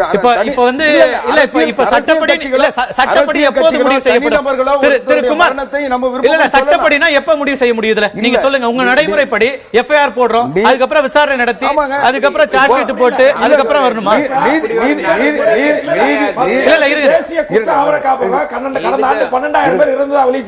எஃப்ஐஆர் போட்டு கோர்ட்ல ஜட்ஜ்மென்ட் சொல்லி தீர்ப்பு வாங்கின பிறகுதான் அவங்க தற்கொலை அறிவிச்சாங்களா? இதை நியாயப்படுத்த முடியுமான்னு எனக்கு தெரியல. இது ஏன் அப்படியான ஒரு பார்வைக்குள்ள போறீங்கன்னு எனக்கு புரியல. திரு குமார், உங்களுக்கு தெரியும் அரசியல் ரீதியா பல ஆண்டுகளா இருக்கிறவரு, சொல்றத கொஞ்சம் பேச விடுங்க. நான் நியாயப்படுத்தல, நீங்க சொல்றதே லாஜிக்கலா இருக்கு. நான் நியாயப்படுத்தல, ஆனால் நம்முடைய சட்டத்தினுடைய நடைமுறை அதுதான். இன்னைக்கு அது எப்ப முடியும்? இல்ல இப்ப சட்டம் நீங்க அப்ப இந்த 3 லட்சம் எப்ப கொடுப்போம்? இன்னைக்கு 17 அப்படிதான் முடிவு பண்ணாங்களா? நான் கேக்குறேன். இல்ல அவர் சொல்றது கேள்வி கேட்டீங்க, என்ன பேச விடுங்க. இல்ல 17க்கு நீங்க சொல்றேன், நீங்க கேட்ட கேள்விக்கு பதில் சொல்றேன். 17 இன்னைக்கு அந்த அந்த சந்தேகத்தின் இருக்கிறத காரணத்தால இன்னைக்கு வந்து நிவாரண நிதியிலிருந்து கொடுக்கல, முதலமைச்சர் நிவாரண நிதியிலிருந்து எல்லா மரணங்களுக்கும் தருகின்ற அந்த உதவி தான் தந்திருக்காங்க. முதலமைச்சர் நிவாரண நிதியில தன்னுடைய சொந்த பொறுப்புல அப்ப இந்த ஒரு தற்கொலை கூட ஏற்றுக்கொள்ளப்படல. அப்படியா பண்ற அதிகாரம் முதலமைச்சருக்கு இல்ல. குமார், இப்ப இப்படின்னா இதுவரைக்கும் ஒரு தற்கொலை கூட ஏற்றுக்கொள்ளப்படல அப்படின்னு புரிஞ்சுக்கிறதா? இல்ல, விவசாயிகள் தற்கொலை செய்வதற்கு பல்வேறு காரணங்கள் இருக்கு, அதுல இதுவும் ஒரு காரணம். அத முதலமைச்சர் ஏத்துக்கிட்டாரு. இதுல என்ன பிரச்சனை வரும் திரு குமார்? ஏற்கனவே நம்ம பேச, நான் சொல்றேன், ஏற்கனவே ஜா கமிட்டி வந்து இது நான் ஏற்கனவே குறிப்பிட்டிருக்கிறேன். நம்ம கர்நாடகா 50க்கு மேலான தற்கொலைகளை சொன்னாங்க, விவசாய மரணங்களை சொன்னாங்க. தமிழ்நாட்டில இருந்து எதுவுமே சொல்ல. சுப்ரீம் கோர்ட்ல போகும்போது ஜட்ஜஸோட வியூ என்னவா இருக்கு? பாதிப்பு அங்க அதிகமா இருக்குன்றாங்க. அப்ப இதை வந்து வெறுமனே நான் ஏற்கனவே குறிப்பிட்டு நம்ம இவர்கிட்ட பாண்டியராஜன் அவர்கிட்டையும் கேட்ட ஜனராஜன் உள்ளிட்டவர் சொல்றாங்க, இது ஒரு குமுலேட்டிவ் ஸ்ட்ரெஸ், தொடர்ந்து நடக்கிற பல ஆண்டுகளா இருக்கிறதுனுடைய பாதிப்பு. நீங்க இதன் மூலமா நம்ம குறைச்சு சொல்றதன் மூலமாக இது அரசியல் ரீதியா நமக்கு எதிராக வரும்ன்றதுனால இந்த எண்ணிக்கை ஏற்கப்படாம இருக்குதா? இல்ல, அரசாங்கத்துக்கு குறைச்சி சொல்ற அக்கறையும் இல்ல, உயர்த்தி சொல்ற தேவையில்லை. நிதிக்காக உயர்த்தி சொல்றதுன்றது அந்த அரசாங்கத்தினுடைய தவறாக கூட எடுத்துக்கலாம். ரெண்டாவது, முதலமைச்சர் தொடர்ந்து சொல்லியிருக்காரு, மாவட்ட ஆட்சித்தலைவர்கள் அறிக்கை கேட்டிருக்கோம், அப்படி மாவட்ட ஆட்சித்தலைவர்கள் பரிந்துரை செய்தால் அவர்களுக்கு அந்த உதவி தருவோம் தான் சொல்றாரு. ஆக இந்த சூழ்நிலையை எதிர்கொள்வதற்கு விவசாய தொழிலாளர்களுக்கு ஏதாவது செய்ய நான் சொல்லிடுறேன். இன்னைக்கு மரியாதைக்குரிய கிருஷ்ணதாஸ் காந்தி சார் கூட சொன்னாங்க, இது வந்து ஒரு பகுதிக்கு இல்ல, இன்றைக்கு தமிழ்நாட்டில் ஏற்பட்டிருக்கின்ற வறட்சியினுடைய பாதிப்புகளை எதிர்கொள்வதற்கு மக்களுக்கு ஒரு அரசாங்கம் இன்றைக்கு இருக்கின்ற பொருளாதார சூழலில் இன்னைக்கு அந்த நிவாரணத்தை இன்றைக்கு தந்திருக்காங்க. இன்னைக்கு அதுல பாத்தீங்கன்னா விவசாய தொழிலாளர்களுக்கு 150 நாள் வேலைன்றது 5 மாசம் அது சட்டப்படி இருக்கு. இல்ல, இன்னைக்கு வறட்சி மாநிலம் அறிவிச்சுட்டா 150 நாள் அறிவிச்சாங்க. இருங்க நான் சொல்றேன். இந்த வறட்சியின் காரணமாக அடிஷனலா 5 மாசம் அவங்களுக்கு தராங்க. அவங்களுக்கு என்னன்னா இந்த வறட்சினால அவங்களுக்கு வேலை இழப்பு ஏற்பட்டிருக்கு, அதை எதிர்கொள்வதற்கு அவங்களுக்கு வேலை வாய்ப்பை உருவாக்கி இருக்காங்க. இதுதான் உடனடியாக செய்யக்கூடிய. அதே போல இன்னைக்கு கால்நடைகளுக்கு அந்த பாதிப்பிலிருந்து விடுவிப்பதற்கு, வனவிலங்குகளுக்கு பாதிப்பிலிருந்து விடுவிப்பதற்கு, இன்னும் குடிநீர் பற்றாக்குறை உள்ள இடங்களில் அந்த குடிநீர் தேவையை சரி செய்வதற்கு எல்லா வகையிலும் உடனடியாக இன்றைக்கு இருக்கின்ற தமிழ்நாடு அரசாங்கத்தினுடைய பொருளாதார சூழலில் எதை செய்ய முடியுமோ அதை செஞ்சிருக்காங்க. இரண்டாவது, பேரிடர் நிவாரணம். திரும்பவும் சொல்றேன், எனக்கு புரியுது நிதி நெருக்கடி இருக்கிறது என்றாலும் கூட அரசாங்கத்திற்கே இருக்கிற நிதி நெருக்கடினா சாமானியர்களுடைய நிதி நெருக்கடியும் நம்ம பார்க்கணும். காந்தி சார் சொன்னாரு, இன்னைக்கு இந்த பொருளாதார சூழ்நிலை எப்படி இதை எதிர்கொள்வாங்க, எந்த பணத்தை செலவிடுவாங்க, அந்த பணத்தை எப்படியாவது திரட்டணும்ன்றது அரசாங்கத்தினோட நோக்கம். மத்திய அரசாங்கத்திட்ட அழுத்தம் கொடுத்து பெறுவதில் எம்பிக்கள் ஈடுபடுவாங்களா? இன்னைக்கு மத்திய அரசாங்கத்தை பொறுத்த வரைக்கும் கடந்த ஆண்டு வரலாறு காணாத வெள்ளம் வந்தது. வெள்ளத்துக்கு பிறகு தமிழ்நாடு அரசாங்கம் பல முறை முறையீடு செஞ்சது. அன்றைய முதலமைச்சர் புரட்சி தலைவி அம்மா அவர்களே நேரடியாக கூட கேட்டாங்க. அதற்கு பிறகு மத்திய அரசாங்கம் ஆய்வு குழு அனுப்பிச்சு. அந்த குழு முழுமையாக ஆய்வு செய்து அறிக்கை தந்தது. இது இவங்க பாதிப்பு உண்மை, இவ்வளவு பாதிப்பு ஏற்பட்டிருக்கு, எவ்வளவு நிதி தந்தாங்க மத்திய அரசாங்கம். இன்னைக்கு என்ன சொல்றாங்க, வற்புறுத்தல. அப்போ ஒரு மத்திய அரசாங்கம் தமிழ்நாட்டில் வற்புறுத்தினா தான் தருவாங்க. அவங்க அறிக்கை தந்திருக்கு. அவங்க மத்திய அரசாங்கம் அனுப்பின ஆய்வு பண்ணி அறிக்கை தந்திருக்கு. அதுக்கு பிறகு என்ன வற்புறுத்தல் இருக்கு? நன்றி. சுருக்கமா சொல்றேன். அதாவது வந்து நண்பர் குமார் அவரோட அந்த ஸ்டேட்மெண்ட் தான் வந்து இப்ப பிரச்சனை நான் நினைக்கிறேன். எப்படின்னு கேட்டீங்கன்னா, ஏற்கனவே தமிழகத்தின் மீது பாராமுகமாக இருக்கக்கூடிய பாஜக சர்க்கார் தமிழகத்திற்கு தேவையான நிதியை கொடுக்காமல் தப்பித்துக் கொள்வதற்கு இது போன்ற மாநில அரசின் செயல்பாடுகள் டினையல் மோட்ல இவங்க இருக்காங்க. தற்கொலை நீங்க ஒப்புக்க மறுக்கிறீங்க. நீங்கள் அவர் சொல்லக்கூடிய வாதத்தின்படி வைத்து பார்த்தால் சுப்ரீம் கோர்ட்ல போய் ஒரு ஃபைனாலிட்டியை ரீச் பண்ணணும். அது நடக்கிற காரியமா? அவர் வேல்முருகன் சொன்ன மாதிரி என்எச்ஆர்சி டேட்டா வந்து எதன் அடிப்படையில் சொல்றாங்க? ஆகவே நீங்கள் வந்து தயவு செய்து டினையல் மோட்ல இருந்து வெளியில வந்துருங்க. அது தமிழ்நாட்டுக்கு நல்லது. நன்றி. வானதி, உங்களுடைய இறுதி கருத்துக்கள். மத்திய அரசாங்கத்திட்ட இருந்து இந்த ரெட் டேபிசத்தை விட்டுட்டு வரலாம் அப்படிங்கிற ஒரு கோரிக்கை முன்வைக்கப்படுகிறது. அதே போல விவசாயத்துக்கான ஒதுக்கீடுகள் அதிகமா இருக்கும் அப்படின்னு எதிர்பார்க்கலாமா? இறுதியாக சுருக்கமா உங்களுடைய பார்வை. குறிப்பாக டிஜிட்டலைசேஷன்ல நீங்க வந்து பாதிக்கப்பட்ட விவசாயி தன்னுடைய மொபைல் போன்ல இருந்து SMS அனுப்பிச்சு விட்டு அவரோட டீட்டெயில கொடுத்தா பாதிப்பை நீங்க சொன்ன மாதிரியே தான் அதை வந்து எந்த அளவுக்கு வந்து இருக்குதுன்னு சொல்லிட்டு அசஸ்மெண்ட்டுக்கு அப்புறம் அவங்களுக்கு வந்து மிக குறைவான காலத்திற்குள்ளாக இழப்பீடு கொடுப்பதற்காக ஒரு திட்டத்தை மத்திய அரசாங்கம் தான் கொண்டு வந்திருக்கு. நான் இன்னொரு விஷயத்தை ஞாபகப்படுத்த விரும்புறேன். சகோதரர் ரவிக்குமார் குறிப்பாக விவசாய தொழிலாளர்களுடைய பிரச்சனையை கண்டுகொள்ள வேண்டாரு. நீங்க இதற்கு முன்னால நடந்த பட்ஜெட்ல இப்போ நம்ம இந்த பட்ஜெட்ல 2016-17 பட்ஜெட் ஒன்லி விவசாயத்திற்காக மட்டுமே 84% அதிகமான நிதி இந்த பட்ஜெட்ல கொடுக்கப்பட்டிருக்கு. இது விவசாயத்திற்கான பட்ஜெட் அப்படின்னு நான் எல்லாராலும் குறிப்பிடப்பட்டது. குறிப்பாக டார்கெட், எங்களோட இலக்கே என்னன்னு கேட்டா விவசாயிகளுடைய வருமானத்தை குறிப்பிட்ட காலத்திற்குள்ளாக 2020க்குள்ளாக நம்ம வந்து நீங்க கடந்த ஆண்டு பட்ஜெட்டோட ஒப்பிட்டு சொல்றீங்க. 38,000 கோடி ரூபாய் கடந்த ஆண்டுல ஒதுக்கப்பட்டது. அந்த ஒப்பீடுங்கிறது நீங்க சொல்றது அதுக்கு முந்தைய ஆண்டை விட 84% உயர்வு அப்படிதானே சொல்ல வரீங்க? ஆமா, நீங்க கிட்டத்தட்ட 1500 கோடி ரூபாய் வந்து அதிகமாக வந்து ஊரக வேலை வாய்ப்பு திட்டத்துல அதிகமா நிதி கொடுக்கப்பட்டது. அது மட்டுமல்ல, நீங்க விவசாயத்திற்கு நீங்க சொன்ன மாதிரி கூடுதலாக ஒதுக்கப்பட்டது. அதே நேரத்தில் கார்ப்பரேட்டுக்கு 68,000 கோடி ரூபாய் ஒதுக்கப்பட்டது. அதையும் நம்ம நினைவில் வைத்துக் கொள்ள வேண்டியிருக்கிறது. இல்ல இன்னொன்னு மொபைல் போன்ல விவசாயி நீங்க தாராளமா சொல்லலாம். ஒரு அரசாங்கம் அப்படிங்கிறது எல்லா துறைகளையும் கவனிச்சு தான் வரணும்.